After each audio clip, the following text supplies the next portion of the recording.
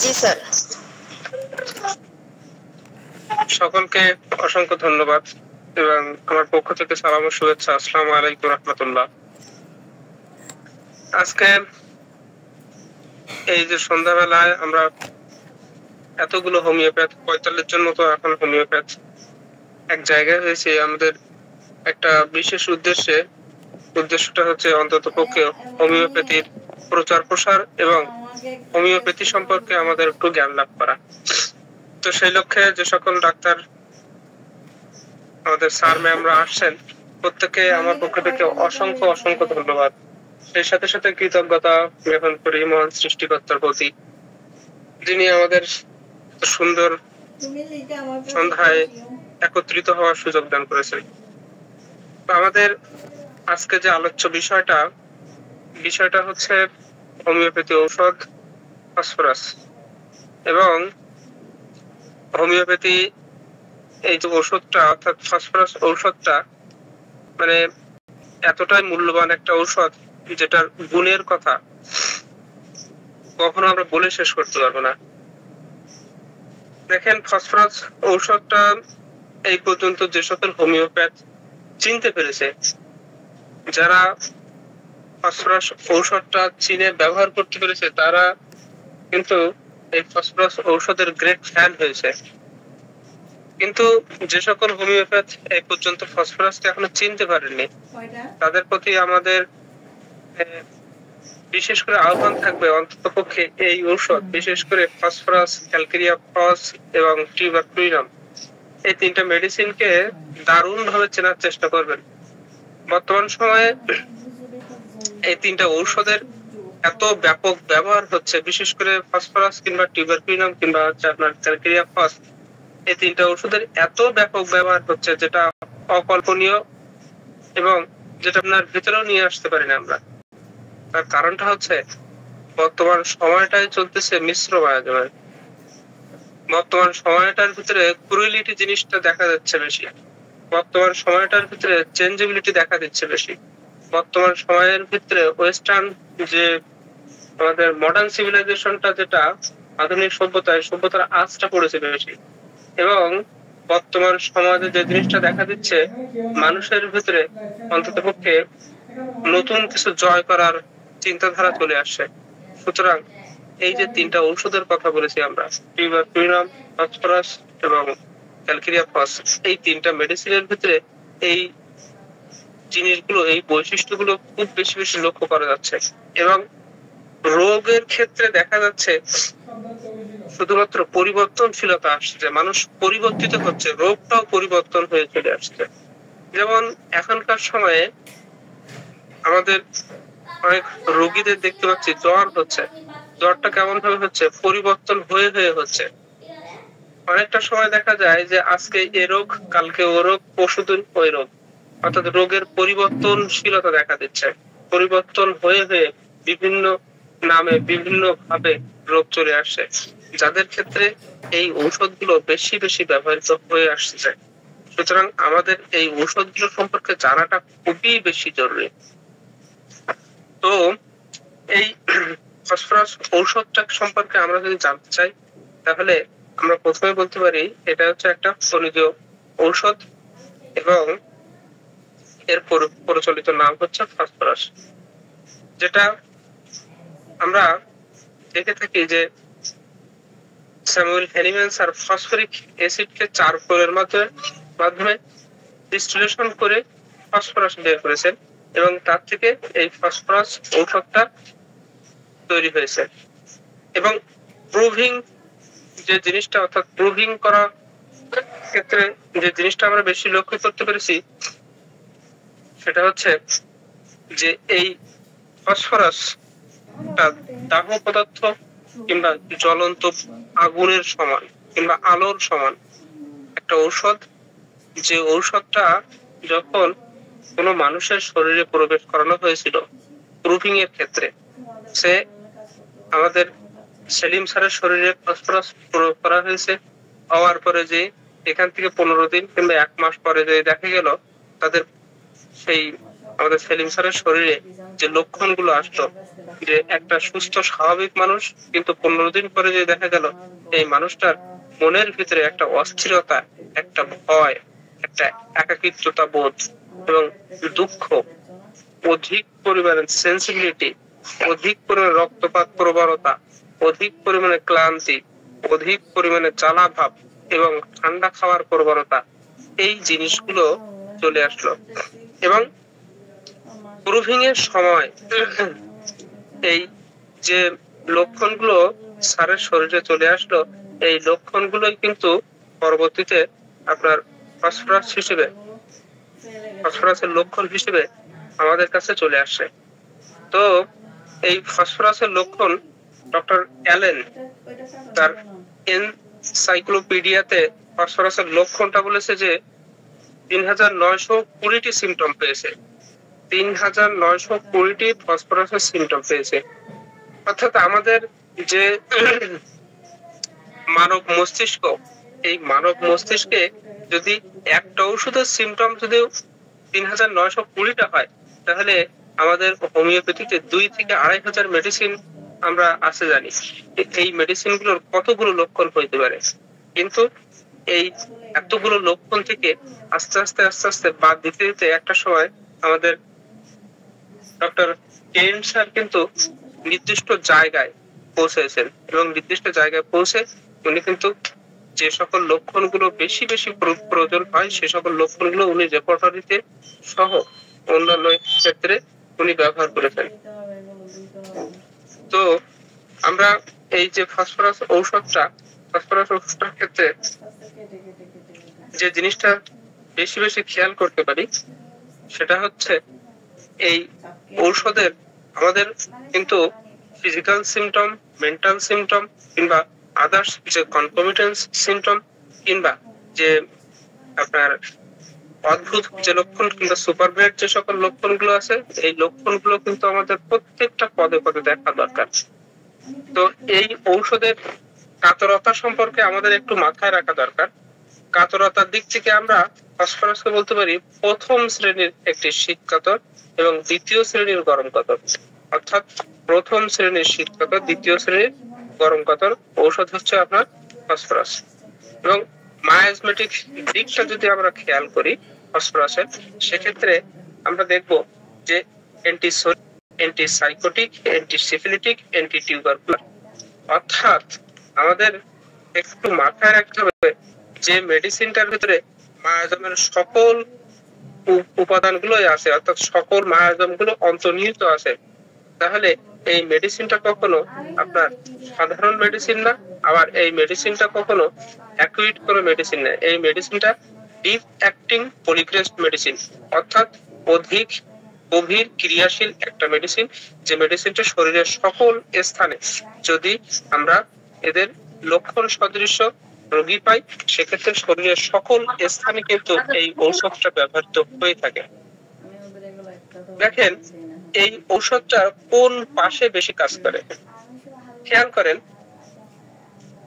Phosphorus ঔষধটা মূলত বাম পাশে বেশি কাজ করে, অর্থাৎ নিচ থেকে বাম পাশ এবং উপরের দিকে ডান পাশ, অর্থাৎ লেফট সাইডে লোয়ার আর রাইট সাইডে হচ্ছে আপার। নিচ থেকে বাম পাশ আর উপর থেকে ডান পাশ। তাহলে আমরা এখানে যে জিনিসটা পেলাম যে নিচের দিকে, অর্থাৎ নিচে বলতে আমাদের কোমর থেকে নিচের দিকে যে রোগগুলো আক্রান্ত হবে, যে রোগগুলোতে রোগী আক্রান্ত হইতে যায়, সে সকল দিকগুলো হচ্ছে কি বাম পাশে বেশি হয়। আর উপরে যদি হয় সেক্ষেত্রে ডান পাশ, অর্থাৎ কোমর থেকে যে উপরের অংশ, এই উপরের অংশটা ডান পাশে। সেটা হইতে পারে হাতে, সেটা আমাদের যে পায়ের এক সাইডে, কিংবা আমাদের চোখের, কিংবা আমাদের টনসিলে, কিংবা দেখা গেল যে আমাদের স্টমাকের, এ সকল জায়গাগুলোতে কিন্তু ডান পাশ। আর আপনার বাম পাশটা হচ্ছে কি এই বাম পাশের পায়ে, কিংবা বাম পাশের আপনার যদি আমাদের ইউরোথ্রাতে দেখি, কিংবা বাম পাশের কিডনিতে যদি দেখি, এই সকল জায়গাগুলোতে বাম পাশে বেশি আক্রান্ত হয়ে থাকে। এখন এই ফসফরাস ঔষধটা এদের ক্রিয়া স্থলটা কোন জায়গায়, কোন জায়গাতে বেশি বেশি ইফেক্ট হয়? যদিও বলেছি যে এটা ডিপ অ্যাক্টিং পলিক্রেস্ট মেডিসিন, সুতরাং সকল স্থানে কাজ করে। তারপরেও যখন এই ঔষধটাকে প্রুভিং করা হয়, ফসফরাস ঔষধটাকে প্রুভিং করা হয়, তখন যে সকল স্থানগুলোতে বেশি বেশি ইফেক্ট ফেলেছিল, বেশি বেশি এই জায়গাগুলোতে সংবেদনশীল হয়েছিল, সেই জায়গাগুলো ভিতরে প্রথমে হচ্ছে, যেহেতু পলিক্রেস্ট মেডিসিন সেহেতু আমাদের মনে রাখতে হবে যে মাইন্ডের উপরে সবচেয়ে বেশি কাজ হবে। পলিক্রেস্ট যে সকল মেডিসিন গুলো আছে, সেটা লাইকোপোডিয়াম হইতে পারে, সেটা আপনার নেট্রামির হইতে পারে, সেটা ফসফরাস হইতে পারে, কিংবা সেটা আপনার কস্টিকাম হইতে পারে, পলিক্রেস্ট যতগুলো মেডিসিন আছে এই মেডিসিন গুলোর কিন্তু প্রধান যে লোকেশনটা, অর্থাৎ কোন জায়গাতে, যে জায়গাতে বেশি বেশি কাজ করে, সেটা হচ্ছে মনের উপরে। তারপরে দেখেন ফসফরাস ঔষধটা আমাদের ব্রেনের উপরে কাজ করে, আমাদের লিভারের উপরে কাজ করে, আমাদের হার্টের উপরে কাজ করে, আমাদের কিডনির উপরে কাজ করে, আমাদের মিউকাস মেমব্রেন এই জায়গাগুলোতে কাজ করে, আমাদের অস্থির উপরে কাজ করে, স্নায়ুতন্ত্রের উপরে কাজ করে। এবং এই ঔষধটা আমাদের যে স্নায়ুতন্ত্র আছে, এই স্নায়ুতন্ত্রের যে সকল উত্তেজক স্থানগুলো আছে কিংবা শরীরের বিভিন্ন জায়গাগুলোতে এক ধরনের জ্বালা সৃষ্টি করা, এই ধরনের লক্ষণ কিন্তু থাকতে পারে। এবং পুরুষ এবং মহিলাদের ক্ষেত্রে তাদের যে আমরা দেখি যে ফিমেল জেনিটালিস কিংবা মেল জেনিটালিস, এই জায়গাগুলোতেও কিন্তু ফসফরাস দারুণ ভাবে কাজ করে। এখন রোগের কারণ দেখেন, প্রত্যেকটা রোগী কিন্তু একটা একটা কারণ নিয়ে কিন্তু রোগে আক্রান্ত হয়। খেয়াল করেন, বর্তমান সময়ে বর্ষাকাল যাচ্ছে, তো বর্ষাকালে একটা রোগী দেখা গেল যে বৃষ্টিতে ভিজেছে, ভেজার পরে যে সর্দি হয়েছে, ভেজার পরে যে জ্বর হয়েছে, তো পজিশন হিসেবে আমরা বৃষ্টিতে ভেজাটাই পাই।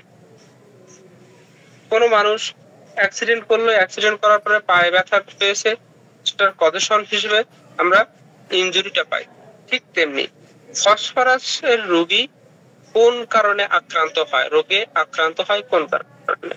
আপনি যদি কেস টেকিং করতে যান, তাহলে সর্বপ্রথম যদি দেখেন যে কোন রোগীর রোগের কারণ হিসেবে যদি খেয়াল করেন যে তাদের ইমোশন থেকে, অধিক পরিমাণে উত্তেজনা থেকে, শোক থেকে, দুঃখ থেকে, কিংবা যারা অধিক পরিমাণে মানসিক পরিশ্রম করে, যেমন দেখেন একজন কথা বলি একাধারে সারাদিনের ভিতরে 3 বা 4 বার করে বিভিন্ন গ্রুপে ক্লাস নেন, এবং তার সংসার আছে, ওনার বিভিন্ন প্রোগ্রামে যাইতে হয়, এই যে রাত জেগে পড়তে হচ্ছে, অর্থাৎ এই যে অধিক পরিমাণে রাত জাগা হচ্ছে, অধিক পরিমাণে কাজ করা হচ্ছে, অধিক পরিমাণে ক্লাস নেওয়া হচ্ছে, অধিক পরিমাণে রোগী দেখা হচ্ছে, এই মানসিক যে পরিশ্রম, এই পরিশ্রমের কারণে এরা কিন্তু ফসফরাসে কিন্তু আক্রান্ত হইতে পারে। তীব্র শব্দের কারণে, গন্ধের কারণে, আলোর কারণে, ঝড় বজ্রপাত এবং শরীরের আঘাত, এই কারণগুলোতেও কিন্তু ফসফরাস আক্রান্ত হইতে পারে। এছাড়াও অতিরিক্ত যৌন ক্রিয়া কিংবা অতিরিক্ত মানে বৃষ্টিতে ভেজা, গরমের পরে বৃষ্টিতে ভেজা, এই বৃষ্টিতে ভেজার কারণেও কিন্তু আপনার এই রোগে আক্রান্ত হইতে পারে।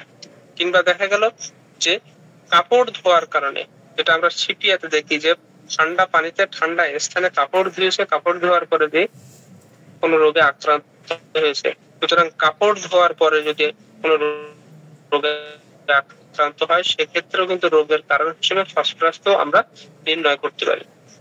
এখন ফসফরাসের যদি ডায়াথেসিস আমরা খেয়াল করি, অর্থাৎ প্রবণতা, এদের এই রোগীদের শরীরের যে কোনো দ্বার দিয়ে, যে কোনো স্থান দিয়ে বা ক্ষত থেকে যে কোনো কারণে হোক এবং অকারণে হোক, যদি উজ্জ্বল টকটকে লাল বর্ণের রক্তস্রাবের প্রবণতা থাকে এবং সেই রক্ত যদি জমাট না বাঁধে।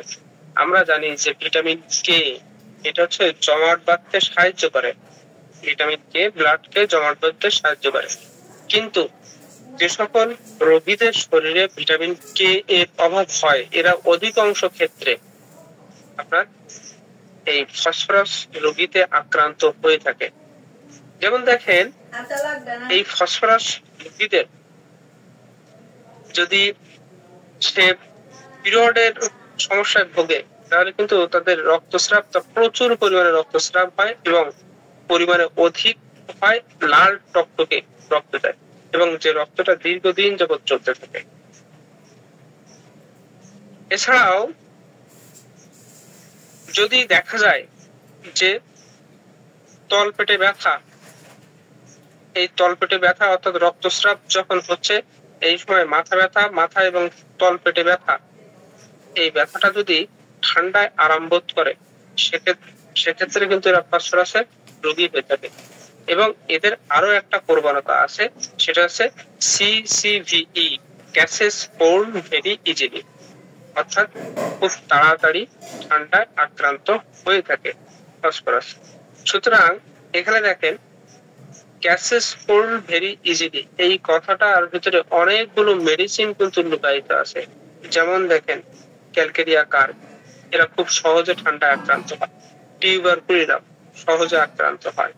ফসফরাস সহজে আক্রান্ত হয়। তারপরে ল্যাকেসিস, অ্যাসিড নাইট্রিক, ইপাসালফার, তারপরে আপনার সাইলেসিয়া, এই সকল ঔষধগুলো কিন্তু খুব তাড়াতাড়ি কিন্তু এদের ঠান্ডায় আক্রান্ত হওয়ার প্রবণতা থাকে। এখন আমাদের সবচেয়ে বেশি যে জিনিসটা দেখার প্রয়োজন হয়, সেটা হচ্ছে আগে দৃশ্যধারী, তারপরে গুণ বিচারী, অর্থাৎ এদের কেমন প্রকৃতির হবে, কেমন প্রকৃতির, অর্থাৎ ফসফরাসের রোগীরা কেমন ধরনের হয়ে থাকে। আমরা আগে তো দেখবো, যেমন দেখেন গ্রাফাইটিসের একটা রোগী, কিংবা ক্যালকেরিয়া কার্ভের রোগী, কিংবা সালফারের রোগী। আপনার সালফারের একটা রোগী আসলে কোন পুজো টাইপের হয়ে বসে থাকে, অধিক পরিমাণে কটু হয়ে থাকে, অধিক পরিমাণে মাতব্বরী স্বভাব থাকে। এই একটা চিন্তাধারা থেকে আমরা সালফারকে চিন্তা করে থাকি।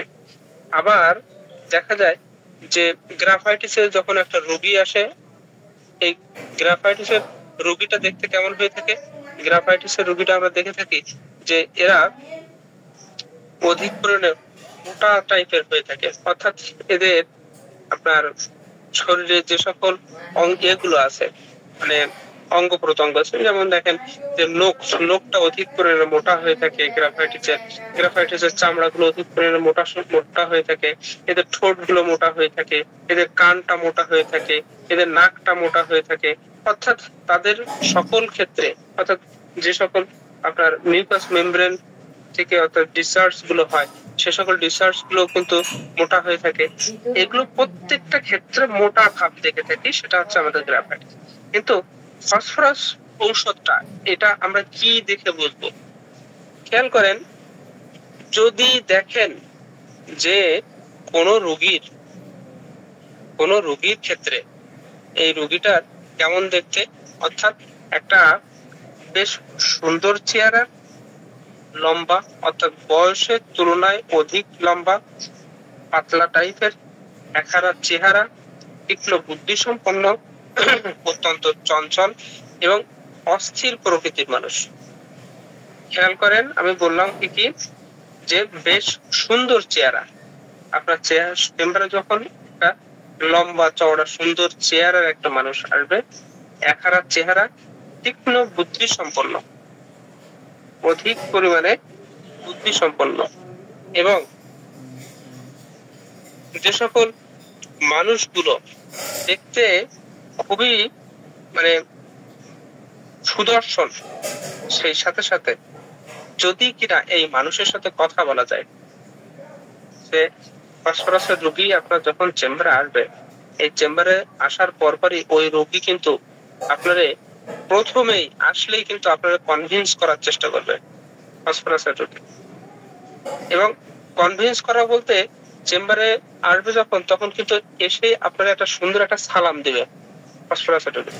সালাম দেওয়ার পরে আপনারা ভালো মন্দ জিজ্ঞাসা করলো, করার সাথে সাথে সে এত সুন্দর করে সাজায় গোছায় কথা বলবে যে আপনি একদম মনে করবেন যে আপনার সাথে মনে হয় পূর্ব পরিচিত ছিল, এবং এত সুন্দর ভাবে আপনার সাথে মিশে যাবে ফসফরাস, যেটা কখনো অকল্পনীয়।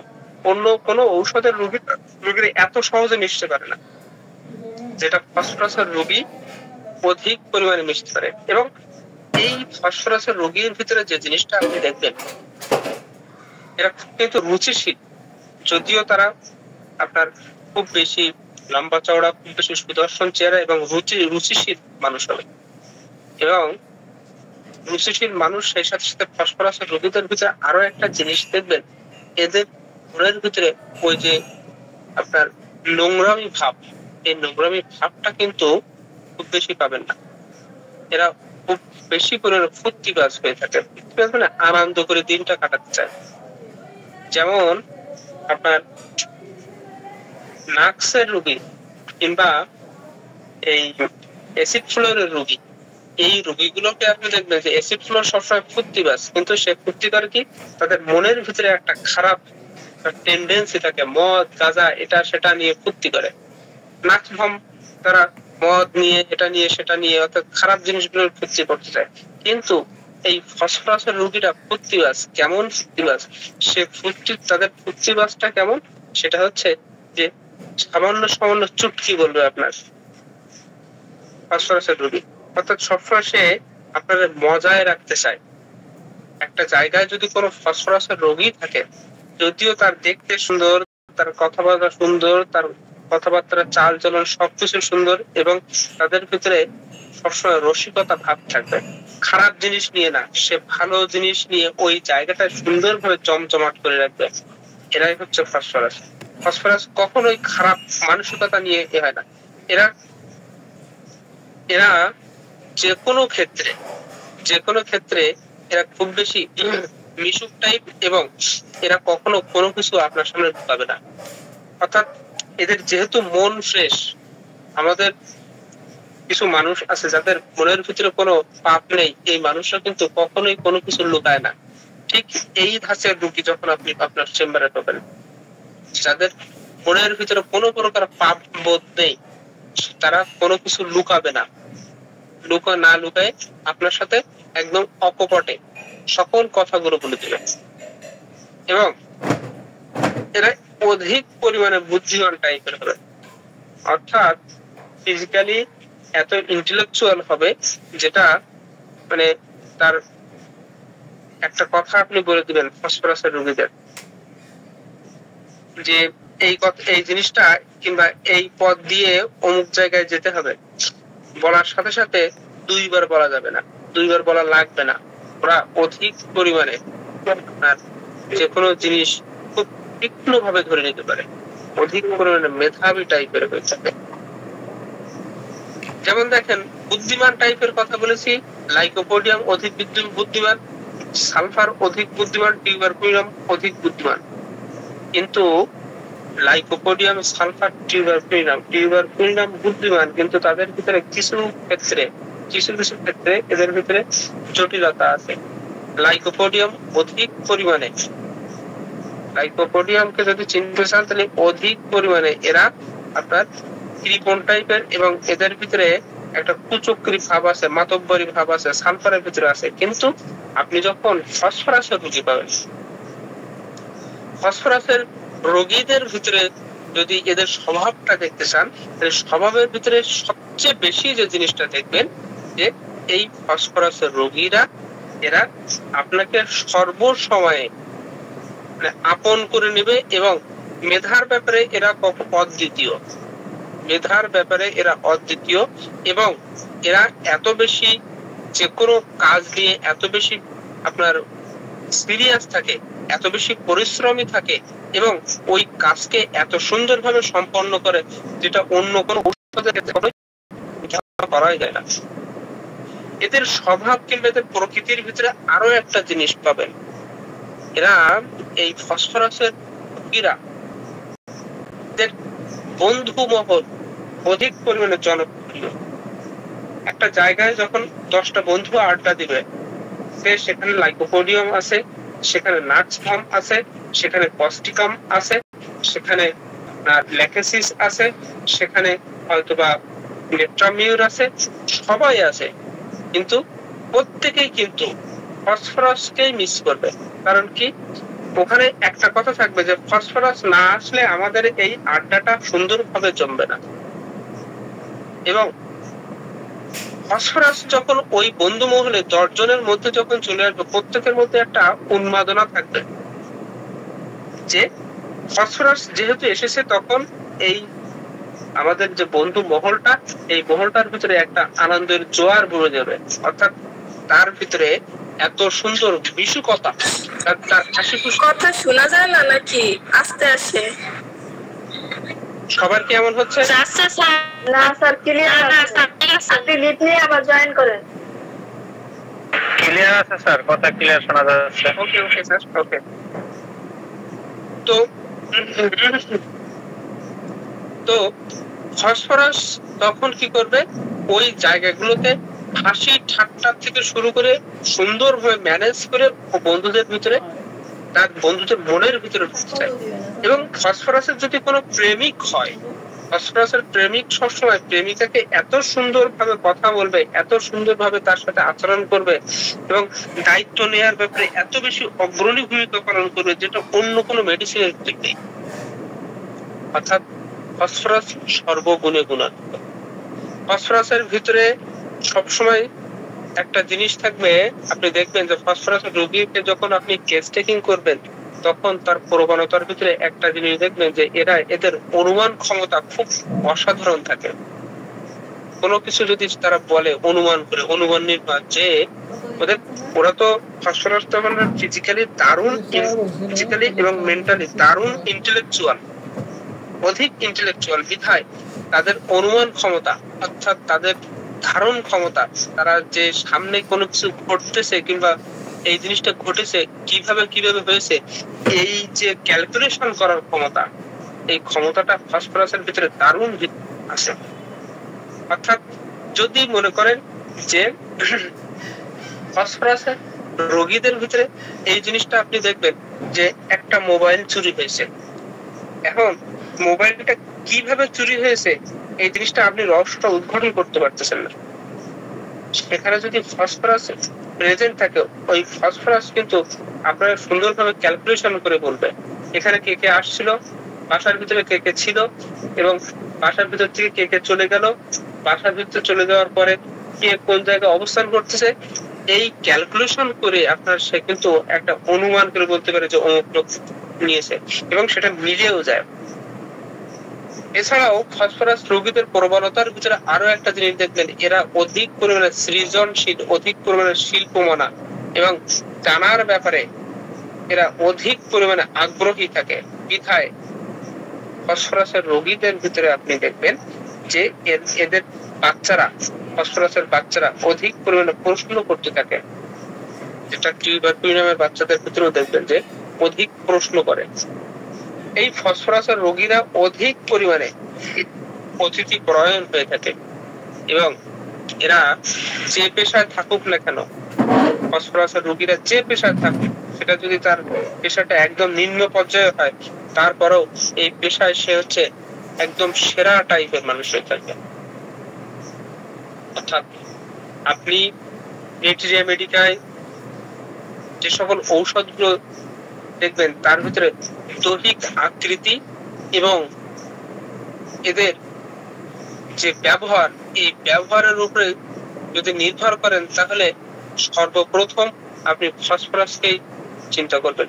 যদি আপনি এই ধরনের রোগী দেখে থাকেন যে পাতলা চেহারা, বয়সের তুলনায় লম্বা, চুলগুলো খুব রেশমি মসৃণ, এবং এদের বক্ষস্থান অপ্রশস্ত, এবং মেধার ক্ষুরধার, অধিক পরিমাণে মেধাবী, এবং অধিক পরিমাণে মিশুক, অধিক পরিমাণে আপনার এই বুদ্ধিবাজ, এবং অধিক পরিমাণে দায়িত্বশীল, যে কোনো কাজেই সে যদি খুব বেশি সিরিয়াস থাকে, সেক্ষেত্রে কিন্তু আমরা ফসফরাসকে চিন্তা করতে পারি। তবে ফসফরাসের প্রবণতার ভিতরে আরো একটা জিনিস পাওয়া যাবে, এরা সামান্য জিনিসকে তুচ্ছ জিনিসেই অধিক পরিমাণে বিচলিত হয়ে পড়ে। সেটা হতে পারে সামান্য ঠান্ডায়, সেটা হইতে পারে সামান্য গন্ধে, সেটা হইতে পারে সামান্য শব্দে, সেটা হইতে পারে সামান্য পরিশ্রমে। এরা অধিক পরিমাণে দুর্বল হয়ে থাকে, অধিক পরিমাণে বিচলিত হয়ে থাকে, অধিক পরিমাণে ভয় পেয়ে থাকে। এই জিনিসগুলো কিন্তু ফসফরাসের ক্ষেত্রে আমরা খেয়াল করতে পারি। দেখেন, ফসফরাসের যদি মেন্টাল সিমটমটা আমরা খেয়াল করি, যেহেতু মেন্টাল সিমটমটার উপরে অধিক পরিমাণে প্রাধান্য দেওয়া হয়ে থাকে, তো মানসিক সিমটমের ভিতরে যদি আমরা দেখতে যাই, তাহলে এই রোগীদের ভিতরে আপনি হাইপার সেন্সিটিভিটি দেখবেন। হাইপার সেন্সিটিভিটি, অধিক সংবেদনশীলতা, এই জিনিসটা আপনাদের কিন্তু সামনে চলে আসে। অর্থাৎ শব্দ হোক, আলো হোক, গন্ধ হোক, সবকিছুর ভিতরে অধিক সংবেদনশীলতা, হাইপার সেন্সিটিভিটি আছে, যেটা আমরা বেলেডোনার ভিতরে, নাক্সভমের ভিতরে, কিংবা লাইকোপোডিয়াম, চায়না ক্যালিকা, ইগনেশিয়া এর ভিতরেও কিন্তু পেয়ে যায়। এই ফসফরাসের রোগীদের ভিতরে আপনি আরো একটা জিনিস পাবেন, সেটা হচ্ছে এরা সামান্য কিছু বললেই, সামান্য কোনো কষ্ট দেওয়ার কথা বললেই অধিক পরিমাণে কষ্ট পায়। যেমন ইগনেশিয়া, পালসিটিলা, নেট্রামিউর, স্ট্রাফিসিগিয়া, কস্টিকাম, এরাও কিন্তু খুব বেশি আপনার কষ্ট পাওয়ার প্রবণতা আছে। যেমন দেখেন, ফসফরাসের রোগীদের কষ্ট পাওয়া, অর্থাৎ এরা অধিক পরিমাণে কষ্ট পায় কোন জিনিসটা নিয়ে? মনে করেন যে এই যে ইয়ে হয়েছে, মাইলস্টোনে একটা ঘটনা ঘটেছে, যে ঘটনার জন্য সে অধিক পরিমাণে সহানুভূতিশীল হয়ে থাকে, এবং ওই কোনো ভিডিও টিডিও যখন দেখবে তখন অধিক পরিমাণে এরা মানে কান্না প্রবণ হয়ে থাকবে। অর্থাৎ অন্যের প্রতি, অন্যের দুঃখ দেখে নিজেই এরা সমবেদনা প্রকাশ করে। সামান্য জিনিসে এরা কিন্তু কান্না করে দিতে পারে। পালসিটিলা রোগীর ভিতরেও কিন্তু কান্নার ভাব আছে। পালসিটিলা রোগীর ভিতরে আমরা বলি যে ওই যে একটা কথা আমাদের সমাজে প্রচলিত আছে, আকাশ, আষাঢ় শ্রাবণের আকাশ, নারীর মন আর লর্ডসের মাঠ, এই তিনটা জায়গায় ক্ষণে ক্ষণে পরিবর্তন হয়। তো পালসিটিলা রোগীর ভিতরে আমরা যে জিনিসটা দেখি যে এরা অধিক পরিমাণে আবেগ প্রবণ হয়। অর্থাৎ কেউ যদি একটু কষ্ট দেয় কিংবা কেউ যদি একটু বাজে কথা বলে, সাথে সাথে কান্না শুরু করে দেয়। সেটা হচ্ছে আপনার পালসিটিলা।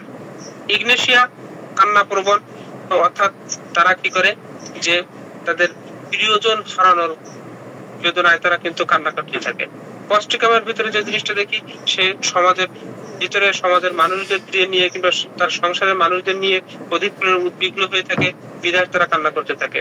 যেমন দেখেন নেট্রামিউর তার গভীরে, অর্থাৎ মনের গভীরে যে পোষা যে শোকটা আছে, কিংবা তার প্রিয়জন হারানোর পরে দীর্ঘদিন যাবত ওই টেনশন করতে করতে একটা সময় তারা কান্না প্রবণ হয়ে থাকে।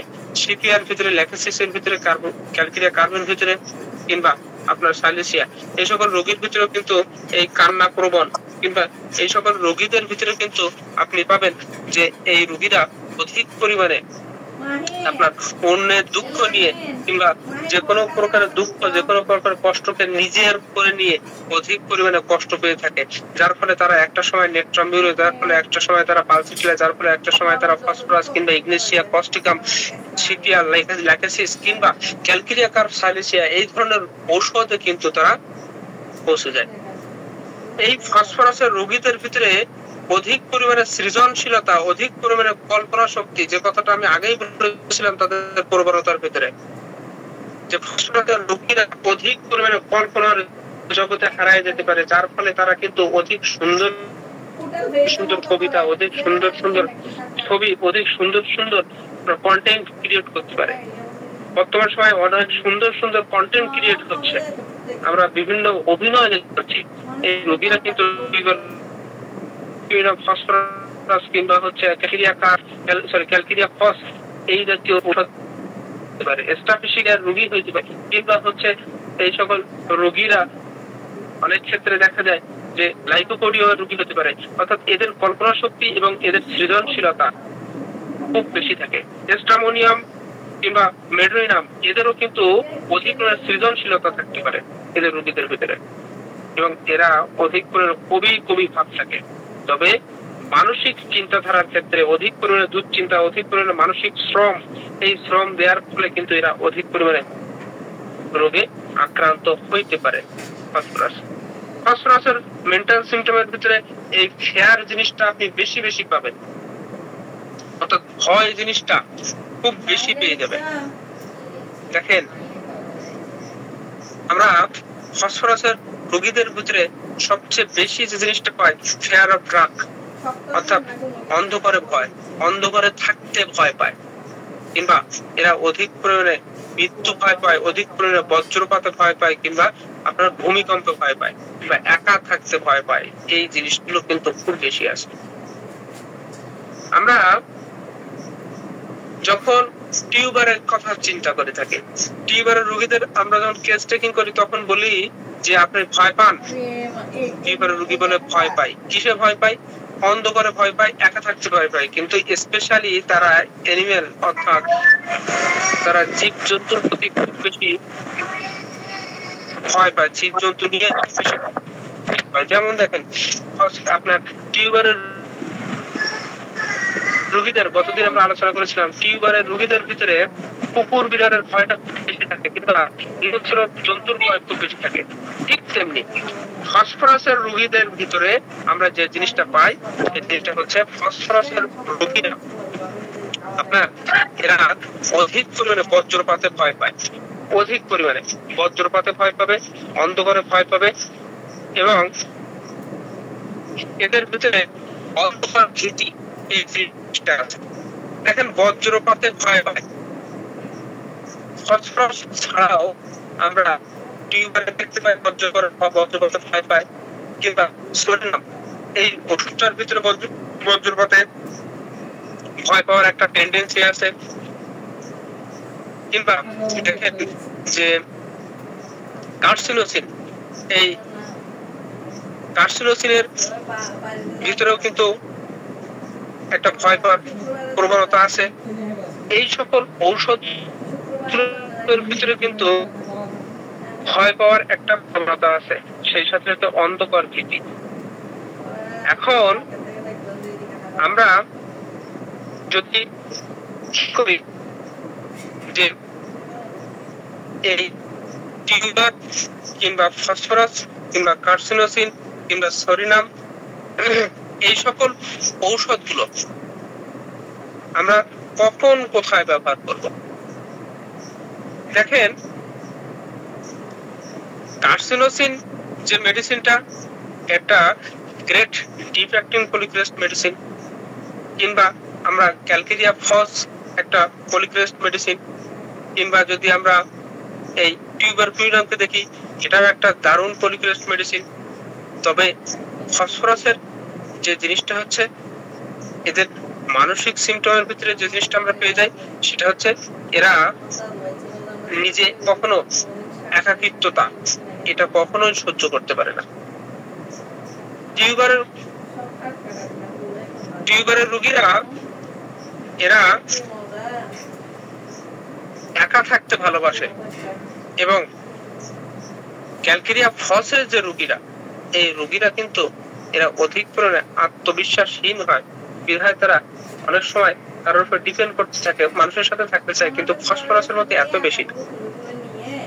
দেখেন, এই ফসফরাসের রোগীদের ভিতরে একটা জিনিস আমরা খেয়াল করতে পারি, এরা দ্রুত কাঁদে, দ্রুত হাসে, অর্থাৎ এদের পরিবর্তনশীলতা যেটা টিউবারের ভিতরে আছে, দ্রুত কাঁদে এবং দ্রুত হাসে। কিন্তু টিউবারের রোগীর ভিতরে দ্রুত কাঁদা, দ্রুত হাসা এই জিনিসটা আছে, কিন্তু টিউবারের রোগীদের ভিতরে যে জিনিসটা হয় সেটা হচ্ছে এরা অধিক পরিমাণে রাগী হয়ে থাকে, অধিক পরিমাণে আপনার হতাশাগ্রস্ত হয়ে থাকে।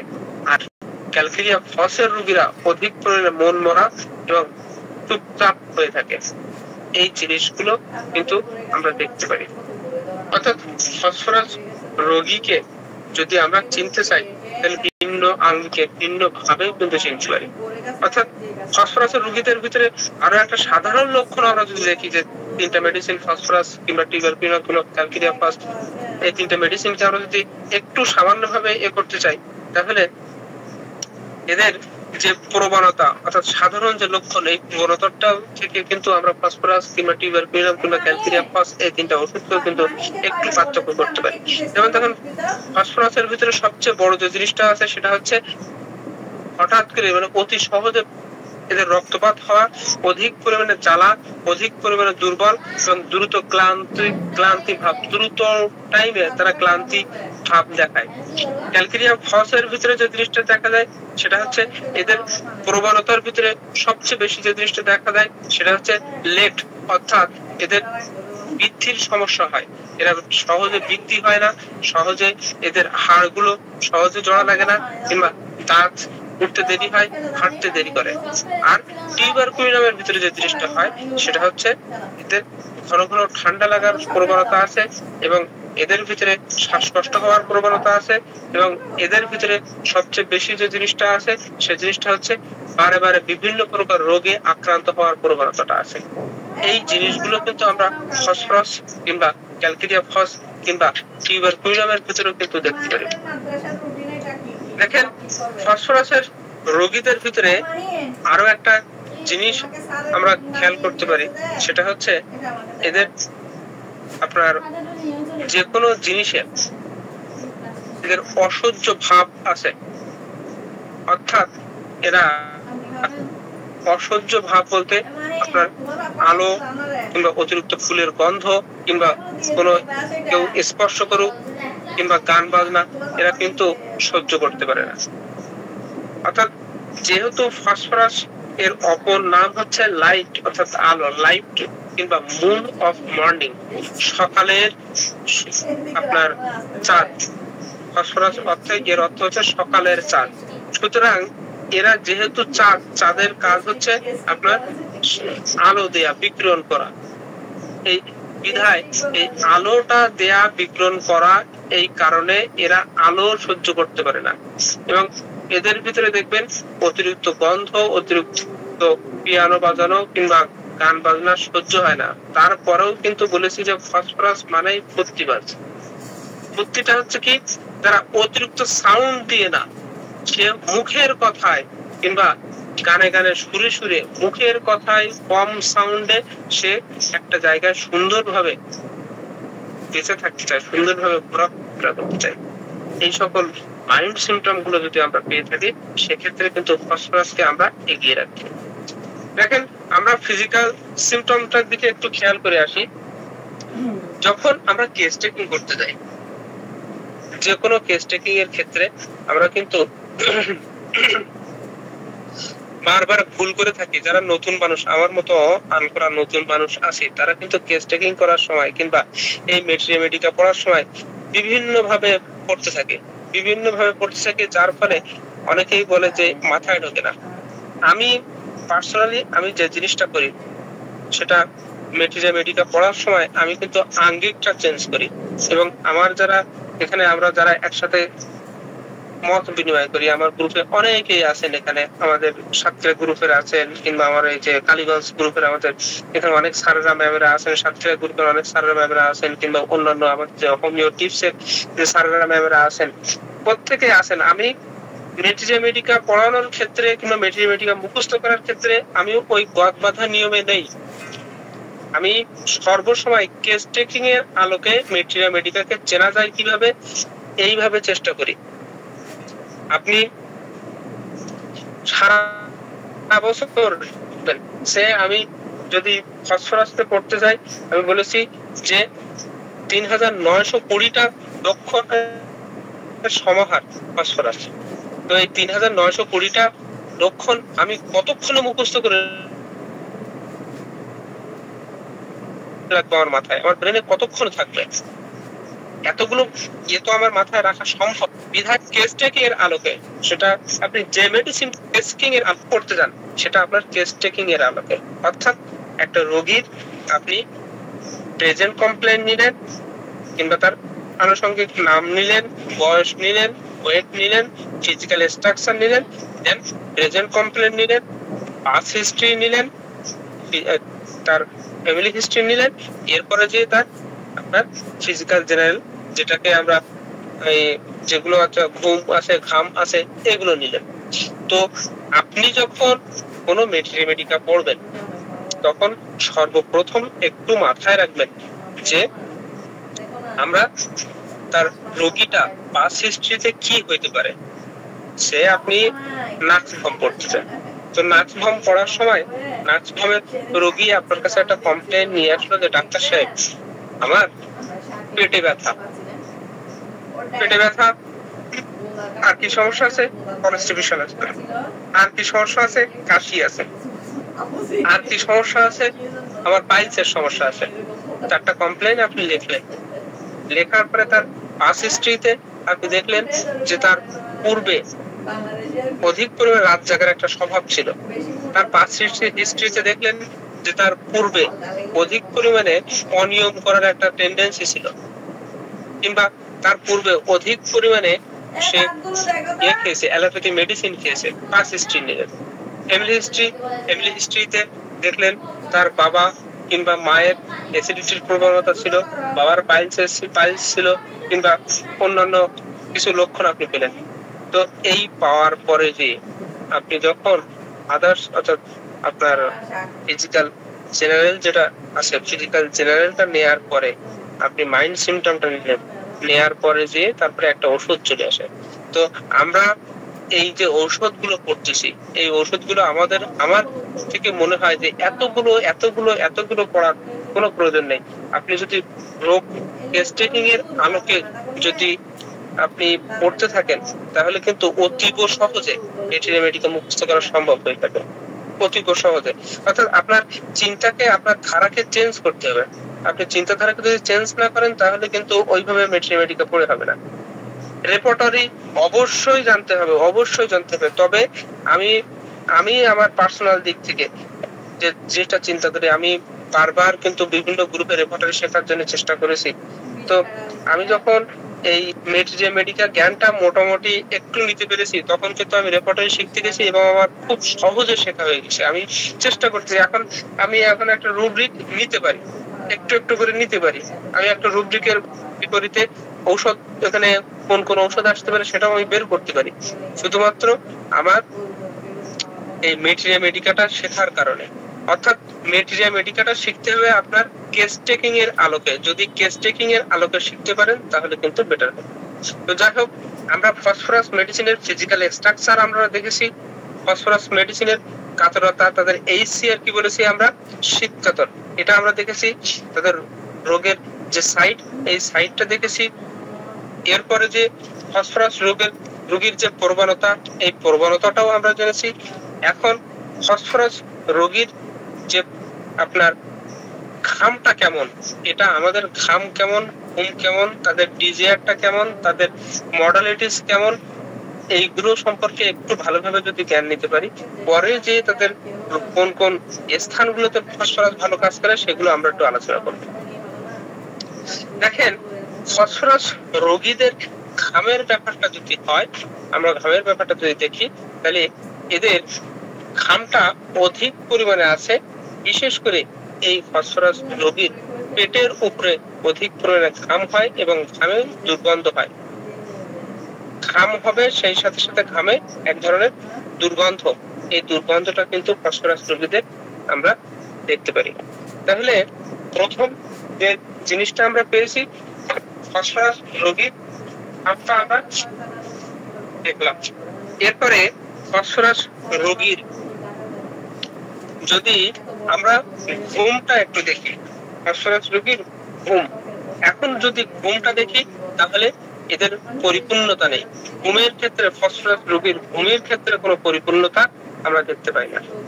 পিপাসার যদি খেয়াল করি, এদের অধিক পরিমাণে পিপাসা আছে, পিপাসা বেশি আছে, এবং বরফ জাতীয় পানি, ঠান্ডা জাতীয় পানি এরা খেতে চায়। এবং এই যে পানি পেটে যাওয়ার সাথে সাথে যে পানিটা খেতে চাচ্ছে, এই পানিটা পেটে যাওয়ার সাথে সাথে বমি হওয়ার টেন্ডেন্সি কিন্তু এই জিনিসটা ফসফরাসের ভিতরে আছে।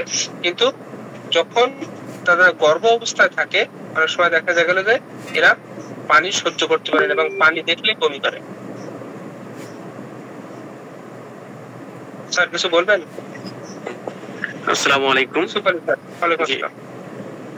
আসলে ক্লাসটা খুব ভালো লাগছে, শুনতেছিলাম, কিন্তু একটা বিষয় আমি নতুন এবছর ফার্স্ট ইয়ারে পড়ি পটুয়াখালীতে। আচ্ছা, ম্যাট্রিকে কোন বইটা কিনলে ভালো হয়? আমার কাছে একটা আছে ঘোষের, তো এটা আসলে মিলতেছে না আপনারা পড়ার সাথে। মিলতেছে না বলে কেমন? মানে এটা অন্যরকম লেখা বা কম লেখা, অনেক এত বিস্তার আলোচনা নাই। ও আচ্ছা, এখন দেখেন এনসি ঘোষের বইটা হচ্ছে কম্পারেটিভ ম্যাথমেটিকা। কম্পারেটিভ ম্যাথমেটিকা অর্থাৎ তুলনামূলক ম্যাথমেটিকা। এখন তুলনামূলক ম্যাথমেটিকায় কখনো বিস্তারিত ভাবে দেয়া নেই, বিস্তারিত ভাবে দেয়া নেই কি এনসি ঘোষের ম্যাথমেটিকাটা শুধুমাত্র রোগের নাম উল্লেখ করে এখানে ঔষধ, যে এই রোগের ক্ষেত্রে যেমন দেখেন যে আপনার রক্তস্রাবের ক্ষেত্রে কোন কোন মেডিসিন গুলো বেশি বেশি আসে এবং তার সাথে রক্তস্রাবের যে পার্থক্য এইগুলো দেওয়া আছে। এখানে ওই মেন্টাল সিমটমটা খুব বেশি দেয়া নেই। এনসি ঘোষের ম্যাথমেটিকা কখন মেন্টাল সিমটম দেয়া নেই। তো এখানে আপনার কম্পারেটিভ ম্যাথমেটিকা আপনি কখন পড়বেন? যখন আপনার যে এই সকল ম্যাথমেটিকা গুলো অর্থাৎ সাধারণ যে ম্যাথমেটিকা গুলো আছে, এই ম্যাথমেটিকা গুলো যখন আপনার পড়া কমপ্লিট হবে তখন আপনি কম্পারেটিভ ম্যাথমেটিকা পড়বেন। তবে কম্পারেটিভ ম্যাথমেটিকা পড়ার ক্ষেত্রে আমি আপনারা সাজেস্ট করব আপনি এনসি ঘোষ না পড়ে আপনি বইটা পড়েন, এম ভট্টাচার্য কম্পারেটিভ ম্যাথমেটিকা, এটা পড়তে পারেন। এটা পড়লে আপনি অনেকটা কিছু জানতে পারবেন এবং এখানে অনেকগুলো কথা এম ভট্টাচার্য বইতে লেখা আছে। তো আর যদি ম্যাথমেটিকা আপনি পড়তেছেন নরেন্দ্রনাথ বন্দ্যোপাধ্যায়, এনার ম্যাথমেটিকা গুলো পড়বেন, অনেকটা ভালো কাজ হবে। সেই সাথে সাথে যদি ম্যাথমেটিকা পড়তে চান তাহলে হচ্ছে আপনার আমি আপনার সাজেস্ট করবো নীলমণি ঘটক। এর পরবর্তী টাইমে নীলমণি ঘটক, অর্থাৎ আপনার স্টেপ বাই স্টেপ পড়তে হবে। তবে এটা হোমিওপ্যাথিটা এমন একটা জিনিস যে জিনিসটা ধৈর্য রাখতে হবে স্যার, সারাদিন আপনার এর ভিতরে অন্তত মনোনিবেশ করতে হবে। যদি আপনি মনোনিবেশ না করতে পারেন তাহলে কিন্তু এই জায়গাটা আপনার সফলতা অর্জন করতে পারবেন না। তো স্যার এই বিষয়টা নিয়ে আমি আপনার পরে কথা বলে আমরা ফসফরাসটা শেষ করি, যেহেতু ফসফরাস একটা অনেক বড় মেডিসিন। আমি ফসফরাসের কেবলমাত্র 100% এর মধ্যে আমি 40% আলোচনা করতে পারছি, এখন আমার 60% বাকি। তো মনে হয় আমার এখন শেষ করতে পারবো কিনা সন্দেহ হয়, 11টার পরে আর অনেক পার্টিসিপেন্ট থাকবেই না। তো স্যারকে অসংখ্য ধন্যবাদ। আর আপনাদের যদি প্রশ্ন থাকে পরবর্তীতে প্রশ্ন করেন, আমি পরবর্তীতে প্রশ্নের উত্তর দেব।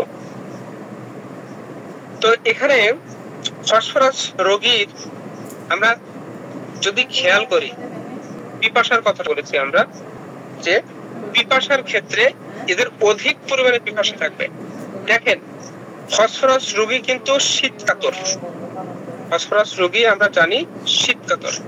এখন শীতকাতর মানুষদের পিপাসা কিন্তু কম হয়, যারা শীতকাতর এদের মানুষদের পানি খাওয়ার টেন্ডেন্সি কম হয়। কিন্তু এই জায়গাটাতে ফসফরাসের জ্বালার কথাটা আমরা এখানে উল্লেখ করতে চাচ্ছি, যে এই ফসফরাস রোগীর হাতের তালু এবং পায়ের তালু এবং শরীরের যে কোনো স্থানে জায়গায় আপনার কি জ্বালা ভাব থাকে এবং এদের মেরুদণ্ডের যে স্থান, ক্ষুদ্র ক্ষুদ্র স্থান, এই স্থানগুলোতে একটা জ্বালা ভাব থাকে।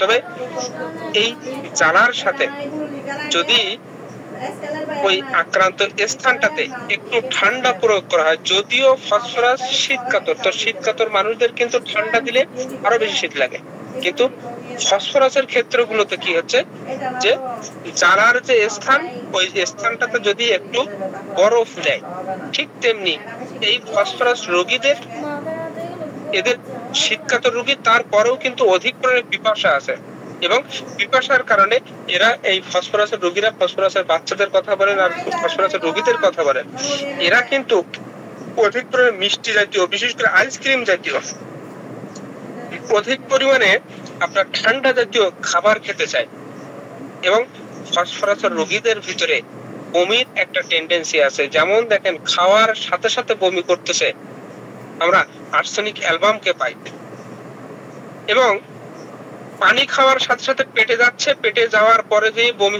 হয়ে যাচ্ছে, পেটে যাওয়ার পরে পানিটা একটু গরম হয়ে যাওয়ার পরে খাওয়ার সাথে সাথে বমি হচ্ছে, আর্সেনিক অ্যালবাম। পানিটা পেটে যাচ্ছে, পেটে যাওয়ার পরে একটু পানি গরম হয়ে যাচ্ছে কিংবা কোনো খাবার গরম হয়ে যাচ্ছে, হয়ে যাওয়ার পরে আপনার বমি হচ্ছে, সেটা হচ্ছে আপনার ফসফরাস। এবং যদি দেখা যায় যে কোন রোগী বলতেছে যে আমার গর্ভ অবস্থায় আমি পানি একদম সহ্য করতে পারতেছি না, পানি খাওয়া তো বাদ যাক, পানিটা দেখলেই আমার জন্য বমি হচ্ছে, এই জায়গাটাতে কিন্তু ফসফরাস। অর্থাৎ আপনার কিন্তু মনে রাখতে হবে এই সকল জায়গাগুলোতে ফসফরাসের রোগীদের। যদি আমরা প্রস্রাবের কথাটা খেয়াল করি, প্রস্রাবের কথাটা জিজ্ঞাসা করি, রোগীর যদি প্রস্রাবের কথাটা জিজ্ঞাসা করি, সেক্ষেত্রে এই রোগীদের ক্ষেত্রে দেখবেন অনেক সময় বলবে যে প্রস্রাবের জ্বালা পোড়া আছে, এবং আমি প্রস্রাবের জ্বালা পোড়া যখন হয় তখন যেন ঠান্ডা পানি যদি একটু ঢালি সেক্ষেত্রে একটু ভালো অনুভব করি। এবং অনেক সময় দেখবেন যে প্রস্রাবের জ্বালা পোড়া, প্রস্রাব হলুদ, সেই সাথে সাথে প্রস্রাবের আপনার বেগের একটু সমস্যা হতে পারে, অর্থাৎ আপনার প্রস্রাব করার সময় একটু একটু বাদা বাদা ভাব যদি থাকে, হলুদ টাইপের, তাহলে ফসফরাসের রোগীদের প্রস্রাবের জ্বালা থাকতে পারে, হলুদ থাকতে পারে, প্রস্রাব বাদা বাদা ভাব এইটা থাকতে পারে। ফসফরাসের রোগীদের আপনি স্টুলটা একটু যদি খেয়াল করেন, ফসফরাসের রোগীদের স্টুলের ব্যাপারটা, বিশেষ করে যে সকল মানুষগুলো অধিক পরিমাণে চকলেট জাতীয় জিনিস খায়, অধিক পরিমাণে লবণ জাতীয় জিনিস খায়, অধিক পরিমাণে আপনার মশলাদার জিনিস খায়, এই রোগীদের কনস্টিপেশন দেখা দেওয়ার প্রবণতাটা খুব বেশি থাকে। বিধায় ফসফরাসের রোগীদের ভিতরে আপনারা অধিক পরিমাণে দেখবেন যে এই রোগীরা কনস্টিপেশনে ভুগতে পারে। এই রোগীদের পায়খানাটা অনেক সময় দেখা যায় যে কনস্টিপেশন সহ এই রোগীদের রেকটামটা ক্র্যাক হওয়ার প্রবণতা থাকে, সেই জায়গাটাতে জ্বালা পেতে থাকে এবং একদম পুরো টাটকা রক্ত, টকটকে লাল রক্ত হওয়ার, রক্ত স্রাব হওয়ার প্রবণতাটা কিন্তু ফসফরাসের রোগীদের ভিতরে আমরা পেয়ে যেতে পারি। অর্থাৎ আমরা প্রস্রাব পেয়েছি, আমরা ঘুম পেয়েছি, আমরা ঘাম পেয়েছি, আমরা এদের পিপাসাটা পেয়েছি, এবং ক্ষুধাটা একটু খেয়াল করি। দেখেন যে সকল রোগীদের ভিতরে আমরা এই শরীর miasm, syphilis miasm, cytosis miasm, tuberculosis miasm, প্রত্যেকটা মানে 4টা মায়াজম পেয়ে যায়। এখন এই 4টা মায়াজমের রোগীদের ভিতরে কিছু কিছু ক্ষেত্রে ভিন্নতা দেখা দেয়। দেখেন ফসফরাসের রোগী যেহেতু গ্রেট ডিপ অ্যাক্টিং মেডিসিন এবং টিউবারকুলার মায়াজম আছে, বিধায় এই রোগীদের ভিতরে টিউবারকুলার মায়াজমের ভিতরে কিন্তু আমরা দেখি যে খাওয়ার টেন্ডেন্সিটা একটু কম থাকে, কিন্তু ফসফরাসের রোগীদের ক্ষেত্রে কিন্তু খাওয়ার টেন্ডেন্সিটা কিন্তু খুব বেশি, এবং খাওয়ার সাথে সাথে ক্ষুধা লাগে। যেটা আমরা সিনার রোগীদের ভিতরে দেখেছি যে খাওয়ার সাথে সাথে ক্ষুধা লাগে, যেটা আমরা মেড্রোনিয়ামের রোগীদের ভিতরে দেখেছি, কিংবা সরিনামের রোগীদের ভিতরে দেখেছি খাওয়ার সাথে সাথে ক্ষুধা লাগে। এবং যখন ক্ষুধা লাগে, ক্ষুধার সময় কিছু না খাইলে রোগী বলবে ডাক্তার সাহেব আমার প্রচন্ড ক্ষুধা লাগে, ক্ষুধার সময় যদি কোনো কিছু না খাই তখন কিন্তু আমার অধিক পরিমাণে মাথা ব্যথা হয়, যেটা আমরা লাইকোপোডিয়াম, ফসফরাস এবং সালফার এই 3টা ওষুধের ভিতরে কিন্তু পেয়ে থাকি, এবং কিছু খাইলে সেটা আমার উপসম্বোধ করে। এই লক্ষণটা কিন্তু মনে রাখতে হবে। অনেক সময় ফসফরাসের রোগীদের ভিতরে মাঝ রাত্রে এদের ক্ষুধা লাগে, ক্ষুধা লাগলেই কিন্তু মাথা ব্যথা হয়, এবং যে সকল রোগীদের দেখবেন যে জ্বর হইলে অধিক পরিমাণে ক্ষুধা লাগে, সেই সকল ক্ষেত্রগুলোতে কিন্তু ফসফরাস এবং সরিনাম এই দুটো মেডিসিন কিন্তু আমাদের মাথায় রাখা দরকার হয়ে থাকে। তাহলে আমরা এখানে ফসফরাসের ঘুমটা দেখলাম, ক্ষুধাটা দেখলাম। এখন ফসফরাসের রোগীদের পছন্দ কোনটা, অপছন্দ কোনটা, কারণ কি আমরা কেস টেকিং করার সময় ডিজিআর আর এদের যে অ্যাভারশন, এই দুটো জিনিস কিন্তু খুব বেশি বেশি নিয়ে থাকি। বিধায় এখানে যদি আমরা এদের আপনার ডিজিআরটা অর্থাৎ পছন্দটা কি কি এটা যদি দেখতে যাই, তাহলে দেখবেন যে এরা অধিক পরিমাণে আপনার আইসক্রিম জাতীয় জিনিস, অধিক পরিমাণে ঠান্ডা জাতীয় জিনিস, অধিক পরিমাণে কোমল জাতীয় জিনিস, ফ্রিজে রাখা জিনিস, অধিক পরিমাণে দুধ জাতীয় জিনিস, চকলেট, টক, ঝাল এবং মশলাদার জিনিস খাওয়ার টেন্ডেন্সি এদের ভিতরে পাওয়া যায়। এবং এই সকল রোগীদের ভিতরে পাওয়া যাবে রসালো ফল খাওয়ার একটা টেন্ডেন্সি ফসফরাসের রোগীদের ভিতরে। এদের যদি আমরা কেস টেকিং এর সময় জিজ্ঞাসা করি যে তোমার তাহলে কোনটা অপছন্দ, ও তখন বললো ডাক্তার সাহেব আমার মিষ্টিটা অপছন্দ, ডাক্তার সাহেব আমি বিশেষ করে মাছটা খেতে চাই না, শাকসবজি খেতে চাই না, মাংস খেতে চায় না, কফি খেতে চায় না, রুটি খেতে চায় না, এবং উষ্ণ কোনো খাবার, উষ্ণ জাতীয় পানি এই জাতীয় জিনিস, কিংবা আমি তামাক জাতীয় জিনিস কিংবা নরম ভাত এই জিনিসটা কখনোই পছন্দ করি না। তাহলে তাদের পছন্দটা অপছন্দটা এইটা জিনিসও কিন্তু আমরা পেয়ে গেছি। তাহলে কেস টেকিং এর আলোকে আমরা যদি সাজাতে যাই তাহলে কিন্তু অনেকটা জিনিস আমাদের সামনে চলে আসে। আমাদের ফিজিক্যাল স্ট্রাকচারটা দেখেছি, আমরা তাদের মাইন্ড সিমটমটা পেয়েছি, তাদের খাওয়া, তাদের ঘুম, তাদের ঘাম, এই সকল রোগীদের পছন্দ অপছন্দ, এই সকল জিনিসগুলো পেয়ে গেছি। অর্থাৎ আমরা যে রোগীটার যদি দেখতে পাই যে কোনো রোগীর বাম পাশের হয়তোবা উপরের অংশে বাম পাশে তাদের কোন রোগ বৃদ্ধি পেয়েছে, সেই ক্ষেত্রে যদি দেখা যায় রোগীর শীত কাতর, যদি দেখা যায় এই রোগীটা রোগা পাতলা, এই রোগীটা লম্বা চওড়া, এই রোগীটা সদা হাস্য উজ্জ্বল, এই রোগীটা অধিক পরিমাণে প্রফুল্ল মেজাজের, অধিক পরিমাণে আপনার দায়িত্বশীল, অধিক পরিমাণে যে কাজের ক্ষেত্রে খুব বেশি দায়িত্ব নিয়ে কাজ করে, এবং এই যে মানুষটা অধিক পরিমাণে কর্মঠ এবং ফিজিক্যাল কিংবা মেন্টাল পরিশ্রম করে, এই রোগীটা কিন্তু ফসফরাস হতে পারে। এছাড়া যদি দেখা যায় এই রোগীর হাতের তলা পায়ের তলা জ্বালার একটা টেন্ডেন্সি আছে, এই রোগীটার কাতরতার দিক থেকে শীত কাতর হয়, এই রোগীটার ঘুমের দিক থেকে যদি আমরা দেখি অধিক পরিমাণে নিদ্রাহীন অবস্থায় থাকে, অর্থাৎ যারা দীর্ঘদিন ঘুমের সমস্যায় ভুগতেছে, এবং যখন যদি আমরা জিজ্ঞাসা করি যে কোন পাশে শুতে তারা পছন্দ করে, যদি বলে যে আমরা বাম কাতে শুতে পছন্দ করি, সেক্ষেত্রে কিন্তু ফসফরাস। ক্ষুধার কথা যদি জিজ্ঞাসা করি, সেক্ষেত্রে বলবে যে অধিক পরিমাণে ক্ষুধা লাগে, ক্ষুধা লাগলে মাথা যন্ত্রণা বৃদ্ধি হয় এবং কোনো কিছু খাইলে আমার মাথা যন্ত্রণা কমে যায়, সেক্ষেত্রে আমরা ফসফরাসকে চিন্তা করতে পারি। পিপাসার কথা যদি জিজ্ঞাসা করি, পিপাসা অধিক পরিমাণে এবং ঠান্ডা জাতীয় জিনিস খাওয়ার টেন্ডেন্সি আছে এবং পেটে কোনো কিছু গেলেই বমি ভাব চলে আসে, সেক্ষেত্রে আমরা ফসফরাসকে চিন্তা করতে পারি। অর্থাৎ আমরা কেস টেকিং এর আলোকে যদি আমরা ফসফরাসকে চিনতে চাই, তাহলে কিন্তু ফুল আমরা একটা জায়গা আমরা সাজায় ফেলেছি।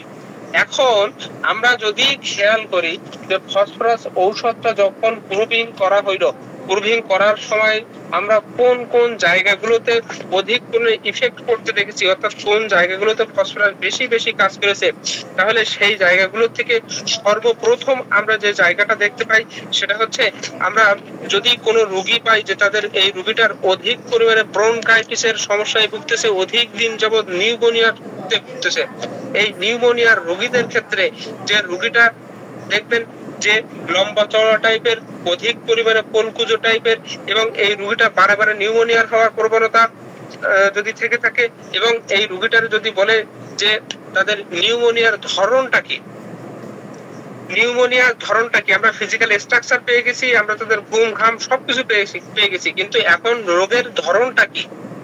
ফসফরাসের রোগীদের দেখবেন যে এদের বুকের বাম পাশটাতে অধিক পরিমাণে, আপনার ফুসফুসের বাম পাশটাতে অধিক পরিমাণে ব্যথা থাকতে পারে এবং অধিক পরিমাণে সর্দিটা জমা থাকতে পারে।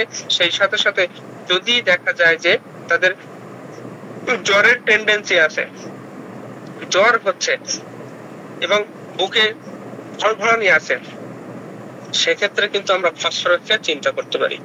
এবং আমরা যদি দেখে থাকি যে আপনার এই নিউমোনিয়া রোগীর অনেক সময় বাম পাশ থেকে ডান পাশে যদি প্রচলিত হয়, অর্থাৎ যদি বাম পাশ থেকে ডান পাশ উভয় পাশ, প্রথমে বাম পাশে আক্রান্ত হচ্ছে এবং সেই সাথে যে আস্তে আস্তে ডান পাশের দিকে চলে আসতেছে, এবং যদি ব্যথা থাকে এবং রোগী যদি বলে যে আমার অধিক পরিমাণে আপনার বাম দিকে খুব ব্যথা আছে, ব্যথার সাথে সাথে ওই বাম দিকে চেপে আমি শুইতে পারতেছি না, এবং বাম পাজরের থেকে ডান পাজরের দিকে অনেক সময় ফুসফোটানো বুল ফোটানো ব্যথা হচ্ছে, এবং আমার অধিক পরিমাণে কপালে ঘাম হচ্ছে, এবং ঘামের সাথে সাথে আমার অধিক পরিমাণে জ্বর, এবং আমি অধিক দিন ভুল বকতেছি এবং নিঃশ্বাস নিতে পারতেছি না, তাহলে এই জায়গাটাতে আমরা ফসফরাস মেডিসিনটা কিন্তু চিন্তা করতে পারি। তাহলে দেখেন যে রোগীটার কথা বলতেছি, যে এই রোগীটা বাম পাশে ব্যথা হচ্ছে, বাম পাশে চেপে শুতে পারতেছে না, যেটা অ্যান্টিমটার্টের ভিতরেও আছে, এবং অধিক পরিমাণে শ্বাসকষ্ট আছে, বুকে একটা ফুসফোটানো ব্যথা আছে, এবং ব্যথা সহ এরা অধিক দিন শ্বাসকষ্ট ভুগতেছে। সেই সাথে সাথে তাদের ফিজিক্যাল যে সিমটমটা গুলো কথা বলেছি, ফিজিক্যাল স্ট্রাকচারের কথা বলেছি, তাদের খাওয়া ঘুম ঘাম এইগুলোর কথা বলেছি, এইগুলো যদি আপনার সঠিকভাবে আপনি লক্ষণগুলো নিতে পারেন, তাহলে কিন্তু তারা ফসফরাসে আসতে পারে।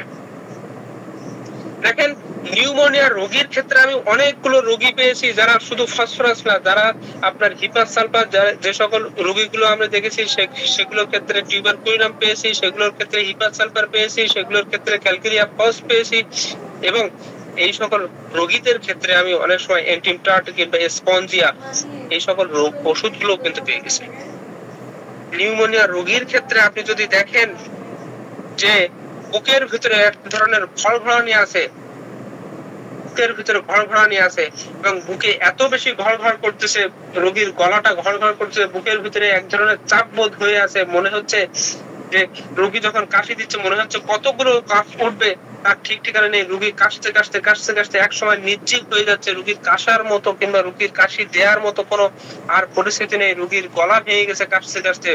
অর্থাৎ যে সকল বাচ্চাগুলো 2 বছর 3 বছর 4 বছর 5 বছর 7 বছর বয়স হয়ে গেছে, এই বাচ্চারা কাশতে কাশতে নির্জীব হয়ে গেছে, এই জায়গাগুলোতে আমি অ্যান্টিমটার্ট ব্যবহার করে থাকি।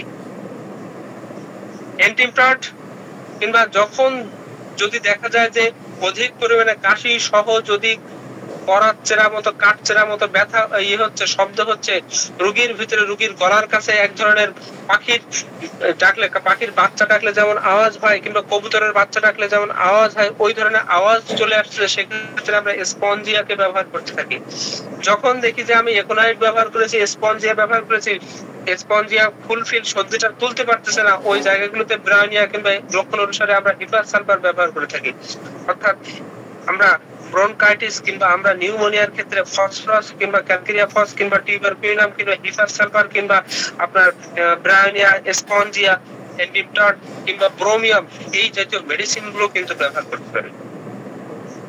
দেখেন ফসফরাস দারুণ একটা জায়গা, দারুণ একটা স্থানে কাজ করে থাকে, সেটা হচ্ছে তাদের এই যে সকল রোগীদের ক্ষেত্রে এই ধরনগুলো পাওয়া যায়।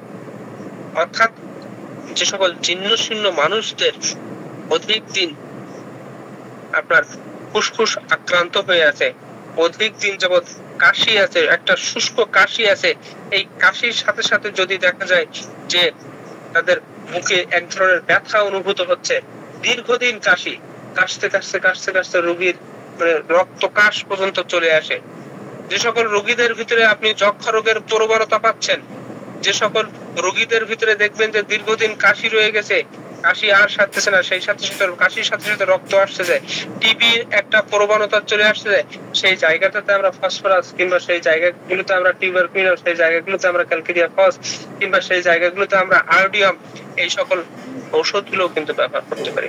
তবে ফসফরাসের লক্ষণটা হচ্ছে কাশিটা কমে যাবে, ঠান্ডা যদি পানি খাই যেমন হচ্ছে কাশি কমে ঠান্ডা পানিতে, সেই জায়গাগুলোতে আমরা কিন্তু কস্টিকাম এবং ক্যালকেরিয়া ফসফরাস এই মেডিসিন গুলো কিন্তু ব্যবহার করতে পারি। এরপরে দেখেন আমি এই রক্তস্রাবের ক্ষেত্রে ফসফরাসকে দারুণ ভাবে ব্যবহার করে থাকি এবং ফসফরাস এই রক্তস্রাব, যে সকল রক্তস্রাব রোগীদের রক্তস্রাবটা লাল টকটকে থাকে, বিশেষ করে দেখা গেল যে নাক দিয়ে রক্ত আসছে, কোনো বাচ্চার নাক দিয়ে রক্ত আসছে, কিংবা কোনো মহিলার পিরিয়ড হয়েছে, পিরিয়ডটা বন্ধ হচ্ছে না, কিংবা দেখা গেল যে কোনো স্থানে ক্ষত হয়ে গেছিল, সেই ক্ষত থেকে টাটকা রক্ত আসছে, কিংবা দেখা গেল যে কোনো মানুষের, কোনো মহিলার জরায়ুতে ইনফেকশন আছে, ইনফেকশন হওয়ার পরে তাদের পিরিয়ড যখন হচ্ছে তখন টকটকে লাল পিরিয়ড হয়ে যাচ্ছে, বন্ধ হচ্ছে না, এই স্থানে যদি রোগী আপনাকে বলে যে ডাক্তার সাহেব আমার রক্তটা নির্গত হচ্ছে কিন্তু বন্ধ হচ্ছে না, রক্তটা জমাট বাঁধতেছে না, হয়তো অনর্গল রক্তস্রাব হয়ে যাচ্ছে, এই সকল জায়গাগুলোতে আমরা ফসফরাস ব্যবহার করতে পারি যদি তাদের ফিজিক্যাল সিমটমটা মিলে যায়, মেন্টাল সিমটমটা মিলে যায়। এবং এই রক্তস্রাবের ক্ষেত্রে আরো অনেকগুলো মেডিসিন আছে, যেমন ট্রিলিয়ামের মতো একটা ভালো মেডিসিন আছে যেটা রক্তস্রাবের ক্ষেত্রে দারুণ কাজ করে। অর্থাৎ স্থান কাল পাত্রভেদে অনেকগুলো মেডিসিন আছে। পিরিয়ডের রক্তস্রাব হচ্ছে মোটেও কমতেছে না, টকটকে লাল, সেক্ষেত্রে আমরা ট্রিলিয়াম ব্যবহার করতে পারি, সেক্ষেত্রে আমরা চায়নাকে ব্যবহার করতে পারি, সেক্ষেত্রে আমরা প্লাটিনাকে ব্যবহার করতে পারি, সেক্ষেত্রে আমরা অ্যাগ্রোমা আগস্টা, অ্যাগ্রোমা রেডিক্স এই মেডিসিন গুলো ব্যবহার করতে পারি। রক্তস্রাব হচ্ছে, রক্তস্রাব কমতেছে না, কালো কালো চাপ চাপ মতো রক্ত আসছে, সেক্ষেত্রে আমরা কলোফাইলাম স্যাবাইনা কিংবা অ্যালেট্রিসফেরি এই সকল মেডিসিন গুলো কিংবা ট্রান্স বিপি এই সকল মেডিসিন গুলো কিন্তু ব্যবহার করতে পারি। রক্তস্রাব হচ্ছে কিন্তু রক্তস্রাবটা অল্প অল্প চুয়ে চুয়ে রক্ত আসছে, সেক্ষেত্রে জিরেনিয়াম ম্যাক্রোলিটাম এই মেডিসিন গুলো কিন্তু ব্যবহার করতে পারি। অর্থাৎ আপনাকে কিন্তু লক্ষণ বিচার করতে হবে, লক্ষণ বিচারে কিন্তু আসতে হবে। দেখেন বমির ক্ষেত্রে বিশেষ করে আমরা গর্ভবতীর বমির ক্ষেত্রে কিন্তু এই ফসফরাস ওষুধটা খুব দারুণ ভাবে ব্যবহার করি। যদিও আমি সিম্ফরি কার্পাস গর্ভবতীর বমির ক্ষেত্রে একটা দারুণ ভাবে আমি ব্যবহার করে থাকি। সিম্ফরি কার্পাস কিংবা আপনার পলসিকাম কিংবা ফসফরাস কিংবা ইপিকাক এই মেডিসিন গুলো ব্যবহার করে থাকে। তবে ফসফরাসের লক্ষণটা হচ্ছে যে ঠান্ডা পানি পান করার ইচ্ছা আছে অধিক পরিমাণে এবং প্রবল তৃষ্ণা আছে, প্রবল পিপাসা আছে, কিন্তু পানি পান করার 10 থেকে 15 মিনিট পরে যে এদের পাকস্থলীতে যে যখন পানিটা গরম হচ্ছে, গরম হওয়ার পরপরই বমি যদি হয়ে থাকে এবং এই রোগীদের ক্ষেত্রে যদি দেখা যায় যে কোনো খাবার খেয়েছে, খাওয়ার 10-15 মিনিট 20 মিনিট পর যদি বমি হচ্ছে, বমি হওয়ার পরপরই আমরা কিন্তু এই রোগীদের ক্ষেত্রে দেখতে পাই যে হাতের তলায় পায়ের তলায় জ্বালার একটা টেন্ডেন্সি হয়। বমি হচ্ছে, বমি হওয়ার কিছুক্ষণ পরে হাত পা জ্বালা করছে, মাথা জ্বালা করছে, বাবা গো মাগো করছে, আবার ঠান্ডা পাতায় দাও, ঠান্ডা পানি দাও, আবার ঠান্ডা পানি খাওয়া, 10-15 মিনিট পরে যে আবার বমি করবো। এই ক্ষেত্রে কিন্তু ফসফরাস আসতে পারে। আমি গর্ভবতীর বমির ক্ষেত্রে যদি দেখি যে খাবারের গন্ধ শুকলে বমি হচ্ছে, সেক্ষেত্রে পলসিকাম মেডিসিনটা ব্যবহার করে থাকি। যদি বমি ভাব আছে, বমি হচ্ছে না, কিংবা খাবার খাচ্ছে, খাওয়ার পরে বমি ভাব আছে, বমি হচ্ছে না, সেক্ষেত্রে কিন্তু ইপিকাক মেডিসিনটা ব্যবহার করে থাকি। অর্থাৎ প্রত্যেকটা ওষুধের একটা নিজস্বতা আছে, এই নিজস্বতা মাধ্যমে কিন্তু আমরা ব্যবহার করতে পারি। তবে অবশ্যই ওই ওষুধের আদার্স যে সকল সিমটম গুলো আছে, সিমটম গুলো কিন্তু আমাদের মনে রাখতে হবে। এছাড়াও আমি যে কোনো ধরনের পাকস্থলীর পীড়া কিংবা যে কোনো ধরনের আপনার এই লিভারের পীড়ার ক্ষেত্রে আমরা ফসফরাসটা ব্যবহার করতে পারি। অর্থাৎ আমাদের লক্ষণ নিতে হবে, এখানে রোগীর নয়, রোগীর ট্রিটমেন্ট করতে হবে। অর্থাৎ আমি যে সকল লক্ষণগুলো বলেছি, এই সকল লক্ষণগুলোর বিচার করে রোগটা যেই হোক না কেন আমাদের কিন্তু আমরা এই ফসফরাস মেডিসিনটাকে ব্যবহার করতে পারি। এখন দেখেন, আমি কিছু সুপার গ্রেড লক্ষণ কিংবা কিছু অদ্ভুত লক্ষণের কথা আপনাদের বলি। অদ্ভুত লক্ষণ হচ্ছে যদি কিনা দেখেন যে কোনো রোগী ভয় পাওয়ার পরে যে বদহজম শুরু হয়েছে, এটা হচ্ছে অদ্ভুত লক্ষণ। ভয় পাওয়ার পরে তাদের বদহজম হয়েছে, সেক্ষেত্রে কিন্তু ফসফরাস আসতে পারে। যদি দেখেন যে ঘরের ভিতরে কেউ প্রবেশ করার পরে হঠাৎ করে বুক ধড়ফড় করেছে এবং সেই সাথে সাথে যদি কাশির আরম্ভ হয়, পিকুইলার একটা লক্ষণ যে হঠাৎ করে কেউ ঘরের ভিতরে প্রবেশ করার পরে বুক ধড়ফড়ানি শুরু হয়েছে, হওয়ার পরে যদি কাশি শুরু হয়, সেক্ষেত্রে কিন্তু ফসফরাস শুরু হতে পারে। আমরা জানি যে যখন জ্বর হয়, বর্তমান সময়ে অধিক পরিমাণে জ্বরের সিজন যাচ্ছে, অধিক পরিমাণে জ্বর, প্রত্যেকটা বাড়ি জ্বর আছে, কিন্তু জ্বরের যখন সময় হয়, এই সময় মানুষরা কিন্তু এদের খাবারের কোনো চাহিদা থাকে না। কিন্তু যদি দেখেন যে কোন রোগীর জ্বরের সময় ক্ষুধা এবং খাবারের রুচি যদি বেড়ে যায়, সেক্ষেত্রে ফসফরাস কিন্তু চলে আসতে পারে। অর্থাৎ ফসফরাসের একটা অদ্ভুত লক্ষণ। এবং অসুস্থ হওয়ার সাথে সাথে যদি খাবারের চাহিদা বেড়ে যায়, সেক্ষেত্রেও কিন্তু ফসফরাস চলে আসতে পারে। অর্থাৎ আমরা জানি অসুস্থ হলে মানুষের খাবারের কোনো চাহিদা থাকে না, কিন্তু ব্যতিক্রম ফসফরাস, এটা হচ্ছে অদ্ভুত লক্ষণ। এই অদ্ভুত লক্ষণটা হচ্ছে কি, যে জ্বরের সময় ক্ষুধা লাগবে বেশি এবং খাবারের চাহিদা খুব বেশি থাকবে, এবং যে কোনো ধরনের অসুস্থতার সময় এদের ক্ষুধা যদি বেড়ে যায়, সেক্ষেত্রে ফসফরাস চলে আসতে পারে। এরপরে দেখেন, ফুলের গন্ধ শুকলে মাথা ঘুরে। যদি ফুলের গন্ধ শুকে তাহলে কিন্তু মাথা ঘুরতেছে, এক্ষেত্রে ফসফরাস এবং নাক ভং এই দুটোর কিন্তু একটা অদ্ভুত লক্ষণ। ফুলের গন্ধ শুকলে মাথা ঘুরতেছে, ফসফরাস এবং নাক। এছাড়া দেখেন, যদি কোনো রোগী আপনাকে এই ধরনের কমপ্লেইন করে যে ডাক্তার সাহেব আমার গরম পানিতে হাত চুবালে বই ভাব দেখা দেয়, সেক্ষেত্রে কিন্তু ফসফরাস আসতে পারে। এছাড়াও গরম বা ঠান্ডা পানিতে হাত রাখলে কিংবা কাপড় কাচলে যদি দাঁতের যন্ত্রণা হয়, গরম কিংবা ঠান্ডা পানিতে যদি হাত রাখলে যদি দাঁতের যন্ত্রণা হয়, সেক্ষেত্রে কিন্তু ফসফরাস আসতে পারে। যারা আপনার সকালে ঘুম থেকে উঠে হেঁটে বেড়ায়, এই সকল হেঁটে বেড়ানো রোগীদের যদি কাজকর্ম করতে থাকে এবং কাজকর্ম করলে যদি তারা অসুস্থতা বোধ করে, সেক্ষেত্রে আমরা এই ফসফরাস, নেট্রামিউর এবং একোনাইট এই তিনটার কিন্তু আমরা বলতে পারি এটা অদ্ভুত লক্ষণ। অর্থাৎ এই সকল অদ্ভুত লক্ষণগুলো কিন্তু বিচার করেও আমরা ওষুধ প্রয়োগ করতে পারি। তো এই ঔষধের আমরা একটু হ্রাস বৃদ্ধিটা দেখে শেষ করবো ইনশাল্লাহ। তো এই ফসফরাসের ওষুধের বৃদ্ধিটা কখন? বৃদ্ধিটা হচ্ছে সকাল থেকে রাত 11টা পর্যন্ত, এবং এদের বৃদ্ধিটা হচ্ছে বাম পাশে, এবং বাম পাশে যদি আক্রান্ত স্থান অর্থাৎ বাম পাশে যদি তারা চেপে শোয়, তাহলে কিন্তু তারা এদের রোগের বৃদ্ধি হয়। এবং এদের ঠান্ডাতে কিংবা কখনো কখনো গরমে কিংবা বজ্রপাতে কিংবা ঝড় তুফান কিংবা খারাপ আবহাওয়ায় কিন্তু যে কোনো রোগ বৃদ্ধি পেতে পারে। এবং এদের যখন ক্ষুধা লাগলে এদের রোগ বৃদ্ধি হয়, এবং ঠান্ডা পানিতে কাপড় কাচলে এদের রোগ বৃদ্ধি হয়, এবং আইসক্রিম জাতীয় খাবার খেলে এদের পাকস্থলীতে ব্যথা শুরু হয়। এবং এদের হ্রাস পায় কখন? এদের রোগটা ডান পাশে চেপে শুলে এদের খুব বেশি হ্রাস হয়, উপশম বোধ করে। এবং মাথা এবং পেটের ব্যথাটা কোনো কিছু খাইলে, যখন ক্ষুধা লাগলে মাথা ব্যথা হয়, ওই মাথা ব্যথাটা কোনো কিছু খাইলে তারা উপশম বোধ করে। ঠান্ডা খাদ্যে তারা উপশম বোধ করে, পানি জাতীয় খাদ্যে তারা উপশম বোধ করে। এবং যদি মানুষের সাথে খুব বেশি গল্প গুজব করতে পারে, অধিক মানুষের সাথে যদি আনন্দ হাসি ঠাট্টা থাকতে পারে, তাহলে তারা কিন্তু উপশম বোধ করে। তো এই জায়গাগুলো আমাদের একটু দেখা দরকার। যে সকল জায়গাগুলো বলেছি, এই সকল জায়গাগুলো দেখা দরকার। এবং ফসফরাসের আমি যে কথাগুলো বলেছি, যে ফসফরাস হচ্ছে আপনার 3920টা লক্ষণ আছে। 3920টা লক্ষণ আমাদের মাথায় রাখা সম্ভব না, তবে আমি মোটামুটি যে জায়গাগুলো তো প্রয়োজন সেই জায়গাগুলো আলোচনা করার চেষ্টা করেছি। এখন অনেকগুলো কথা বলেছি, কথার মধ্যে অনেকগুলো অর্থাৎ স্লিপ অফ টাং হইতে পারে, অর্থাৎ মিস্টেক হইতে পারে। যদি কোনো মিস্টেক হয়, অবশ্যই আমি আপনাদের ভাইয়ের মতো, তো আপনারা অবশ্যই দোষগুলো ক্ষমা করবেন। আর যদি কোনো প্রশ্ন থাকে ছোট্ট করে প্রশ্ন করবেন, ইনশাল্লাহ আমরা প্রশ্ন করার পরে ক্লাসটা শুরু করব। তো সকলকে অসংখ্য ধন্যবাদ, সকলের জন্য শুভ কামনা রইল।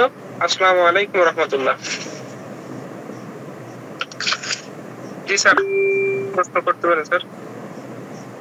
ও সেলিম স্যার, স্যার বলেন স্যার। আসসালামু আলাইকুম রহমতুল্লাহ বারাকাতুহু। স্যার অত্যন্ত সুন্দর চমক আলোচনা আমাদের নতুনদের জন্য চিকিৎসা পেশায় জ্ঞান আহরণের জন্য চমৎকার আলোচনা করেছেন। সেক্ষেত্রে আপনার আলোচনার পাশে আমার 4-5টা আলোচনা আছে, একটু বলবো কিনা? সময় তো অনেক হয়ে গেছে। ইনশাআল্লাহ স্যার, অবশ্যই স্যার। এক নম্বর হলে যে সমস্ত ব্যক্তিরা মেস ফ্যাক্টরিতে কাজ করে, শ্রমিক কর্মরত থাকে, এইদের ক্ষেত্রেও আমাদের ফসফরাসটা একটা চমৎকারী কার্যকরী ঔষধ। যেহেতু মেসের কাঠিতে যে বারুদটা থাকে, এটা হলো ফসফরাস। আর শিশুরা যদি মেসের কাঠি কুটি পাইলে চোষানা ভাব থাকে, এই শিশুদের ক্ষেত্রেও ফসফরাস অত্যন্ত কার্যকরী একটু। আর একটা হলো স্যার, ওই যে ফসফরাসের রোগীরা সাধারণত পায়খানা প্রস্রাবের ব্যাগ সারিয়ে আসেই বিছানায় শুয়ে পড়ে। যে কোনো সময় তারা যদি পায়খানা প্রস্রাব করে, ফিরে এসে ঘরে এসে তারা বিছানায় শুয়ে পড়ে, খুব দুর্বল হয়ে পড়ে। আর একটা হলো এই ফসফরাসের রোগীরা সাধারণত বালিশ কামড়ায় অভ্যাস, ঘুমাইতে গেলে বালিশের উপর 2-3টা কামড় দেয়। আর একটা হলো ফসফরাসের রোগীরা যদি কাতুকুতু দেয়, মানে যেটা আমাদের বরিশালে আবার কুতকুতি আছে না, তাহলে ফসফরাসের রোগী ওই যে কাতুকুতু দেয়, ঠাস ঠাস করে দিয়ে একটা থাপ্পড় লাগাই দেয়। এই কাতুকুতু সে টোটালি পছন্দ করে না। আরেকটা হলো ফসফরাসের রোগীরা স্যার চিকিৎসা বিজ্ঞান জানতে খুব আগ্রহী, অত্যন্ত আগ্রহী। তারা চিকিৎসা বিজ্ঞান জানার ব্যাপার অত্যন্ত আগ্রহী। তো আর ফসফরাসের রোগী সাধারণত মেধাবী এবং শারীরিকভাবে দুর্বল। তারা খুব মেধাবী এবং শারীরিকভাবে দুর্বল হয় ফসফরাসের রোগীরা স্যার। এই হলো আপনার সাথে একটু সামান্য যোগ করলাম। আমি ছোট্ট শুনতে পাই না। আমার কথা শুনতে পাচ্ছেন না? জি শুনতে পাচ্ছি, মেবি আমাদের মৃত্যুঞ্জয় স্যারের নেটওয়ার্কের সমস্যা হচ্ছে। জি জি জি স্যার, এই হলো আমার কাছে ফসফরাসের আপনার কাছে যোগ করা। আর একটা কথা আমার কাছে আছে, সেটা হলো পটুয়াখালী থেকে কে যেন প্রশ্ন করছে, এটার কথা হলো ওই এনসিকিউর মেট্রিমেডিকের ভিতরে আসলে তথ্য বলতে কিছু নাই। এটার ভিতরে আছে নতুনদের জন্য কিভাবে আপনি মেট্রিমেডিক আয়ত্ত করবেন, কিভাবে রোগ চিকিৎসা, রোগীর লক্ষণ, সংক্ষিপ্ত একটা সিলেবাস, একটা বোঝার ধরন। আর এই সমস্ত স্যার যে আলোচনা করেছেন তথ্যবহুল, এতে অনেক কিছু মেট্রিমেডিকা পড়তে হয়। সেখান থেকে যে অনেক লক্ষণ টানে, অনেক লক্ষণ বাদে একাত্র করে পাণ্ডুলিপি করে তারপরে এই কথাগুলো বা এই জ্ঞানগুলো অর্জন করতে হয়। এটা একটা মেট্রিমেডিকেতে হবে না, এটা আমাদের বর্তমানে বাজারে অনেক মেট্রিমেডিক আসছে যে ডিজিটাল প্রিন্টের। এই তথ্যবহুল আলোচনা জানতে হলে লেটার প্রেসের বই পড়তে হবে। আগে অনেক বিজ্ঞ বড় বড় চিকিৎসক আছে, তাদের বই থেকে স্যার যে আলোচনা করছে এই আলোচনাগুলো পাওয়া যাবে। সবাইকে ধন্যবাদ, স্যারকে অভিনন্দন, যিনি প্রশ্ন করছেন তাকে অভিনন্দন। পরবর্তী ক্লাসে অপেক্ষা থাকলাম। আসসালামু আলাইকুম ওয়া রাহমাতুল্লাহি ওয়া বারাকাতুহু। ওয়ালাইকুম আসসালাম স্যার, বরিশালে যাওয়ার অপেক্ষা আছে স্যার। স্যার কবে আসবেন? ইনশাআল্লাহ স্যার, ইচ্ছা আছে এবার শীতের যাব। এখন কি বরিশালে আসবেন না কুয়াকাটা আসবেন? মেবি কুয়াকাটা। তো আপনি তো কুয়াকাটা না বরিশাল? স্যার বালেশ্বরে যে আমার কথা জিজ্ঞেস, যে ফটোগ্রাফি আছে না যারা ছবি করে, জি স্যার, দোকানদার ব্যবসায়ী একটা লোক পাইলে জিজ্ঞেস বলে অমুকের চেম্বার কোন, তো ওরা আপনার ধরে লই পাবে, জানে পান রাস্তাঘাটে। স্যার এই দেশের মানুষের যে ক্ষতি করছি এটা আমার সবাই চেনে। জি স্যার, ইনশাআল্লাহ ইনশাআল্লাহ। স্যার আপনাকে কেন খুঁজবে, আপনি স্যারকে খুঁজবেন। ওরে বাবা, আজকে দেখি সেই স্যারের বাড়িতে পূর্ব দক্ষিণ দিকে বরিশাল। আর একজন বরিশালের মানুষ, এই যে আমাদের আশামণি আসছে আজকে, আমাদের নাইট ভাই আসছে। তো এইসব বরিশালের মানুষ, পটুয়াখালীর মানুষ সব এক জায়গায় দেখি। স্যার সেলিম ভাই আপনাকে ওভাবে রিসিভ করতে চাচ্ছে না, আপনাকে খুঁজতে বলতেছে তাকে। সেক্ষেত্রে আপনি ঢাকায় চলে আসেন, আমি অপেক্ষা করবো আপনার জন্য স্যার। জি ইনশাআল্লাহ, অবশ্যই। আর দরদি একজন পাইছেন, টোটালি মানুষ উঠেছে ঢাকা। না খুঁজতে গেলে কেউ চিনবে না, সবাই খুবই ফাঁকা। সে তো আমার স্টুডেন্ট অনেক আগের থেকে, তো এই জন্য স্যারের প্রতি দরদ আছে। আসসালামু আলাইকুম স্যার, আমার একটা কিছু বলার ছিল। জি ওয়ালাইকুম আসসালাম, বলেন ম্যাম। স্যার বলছিলাম যে ফসফরাসের শিশুদের খাওয়া ঘুমটা কেমন হয়, এটা যদি একটু বলে দিতেন। খাবারের রুচি কেমন, ঘুমটা কেমন? দেখেন, এখানে দুইটা ধরন হইতে পারে ম্যাম। ফসফরাসের যে বাচ্চাটা অধিক পরিমাণে চঞ্চল টাইপের হইতে, এখন এই চঞ্চল মানুষদের কিন্তু ঘুমটাও কিন্তু ওই যে ক্যাট স্লিপ বলি আমরা, ওই ক্যাট স্লিপ আর কি, ঘুমটা অত বেশি ইয়ে না, ডিপ না। অনেক সময় অনেক বাচ্চাদের দেখা যায় যে সকল বাচ্চারা চঞ্চল অনেক সময় ডিপ হয় না। আবার কিছু কিছু ক্ষেত্রে যখন তারা একদম ফুলফিল টিউবারকুলোসিস মায়াজমে চলে যায় তখন তারা গভীর ঘুমে মগ্ন হয়। কিন্তু যখন তারা আপনার শরীফ মায়াজমকে আঁকড়ে ধরে থাকে, কারণ ফসফরাসের আমি কয়েকটা মায়াজমের কথা বলেছি, 3-4টা মায়াজমকে বলেছি। শরীফ মায়াজম যখন দেখবেন অধিক পরিমাণে চঞ্চল টাইপের, অধিক পরিমাণে আপনার প্রশ্ন করার প্রবণতা আছে, অধিক পরিমাণে এরা এক জায়গায় থাকতে পারতেছে না, শুধুমাত্র এখানে সেখানে ঘুরে বেড়াচ্ছে, তখন তারা টিউবারকুলোসিস মায়াজমে যাবে। তখন কিন্তু তাদের খাওয়ার টেন্ডেন্সিটা অত বেশি থাকে না এবং ঘুমটাও কিন্তু কম থাকে। তো ফসফরাসের যখন এই জায়গাটাতে চলে আসবে যে খাওয়াটা খুব বেশি নেই, সেই সাথে সাথে ঘুম নেই, তখন এই বাচ্চাদের ভিতরে দেখবেন যে এদের এই গ্ল্যান্ড গুলো খোলার একটা টেন্ডেন্সি চলে আসে। ফসফরাসের এই বাচ্চাদের ক্ষেত্রে এইগুলো একটু খেয়াল করবেন যে গ্ল্যান্ড খোলার একটা টেন্ডেন্সি চলে আসে। তো সুতরাং আমরা যদি সংক্ষিপ্ত ভাবে বলতে চাই, তাহলে এরা যে সময় দেখবেন যে অধিক পরিমাণে রোগা টাইপের হয়ে যাচ্ছে, এরা অধিক দিন রোগা হয়ে যাচ্ছে, অধিক পরিমাণে আপনার চঞ্চল হচ্ছে, সেই সময় তাদের খাওয়াটা কমে যাবে।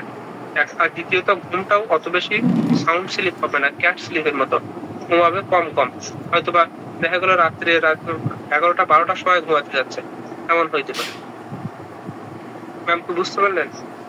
জি স্যার, সেই ক্ষেত্রে কি ফসফরাস দেওয়া যাবে নাকি টিউবারকুলিন? ফসফরাস আছে, টিউবার আছে, দুইটার ভিতরে একটু আপনি ইয়ে করবেন।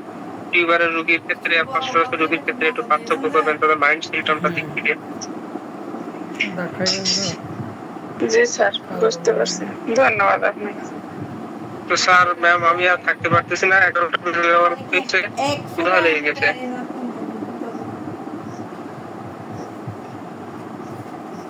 তো সকলে ভালো থাকবেন ইনশাআল্লাহ। আসসালামু আলাইকুম রহমতুল্লাহ। আগামী সপ্তাহে আরো একটা ক্লাস নিয়ে আসার চেষ্টা করবো। সকলকে ওয়ালাইকুম আসসালাম ওয়া রাহমাতুল্লাহি ওয়া বারাকাতুহু।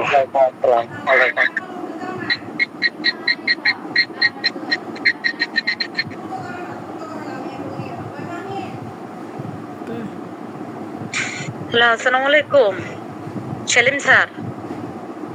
কে বলছেন আপনি? আমি আশরাফ আলীর মিস পটুয়াখালী হোমিওপ্যাথিক কলেজ থেকে বলছি, তৃতীয় বর্ষের ছাত্রী নীলুফার। জি বলেন। জি বলেন। স্যার, আমার ছোট বাবুটার ওই শরীরে মনে করেন ঘামাচির মতো হয়, ঘামাচিটা ভিতরে মনে করেন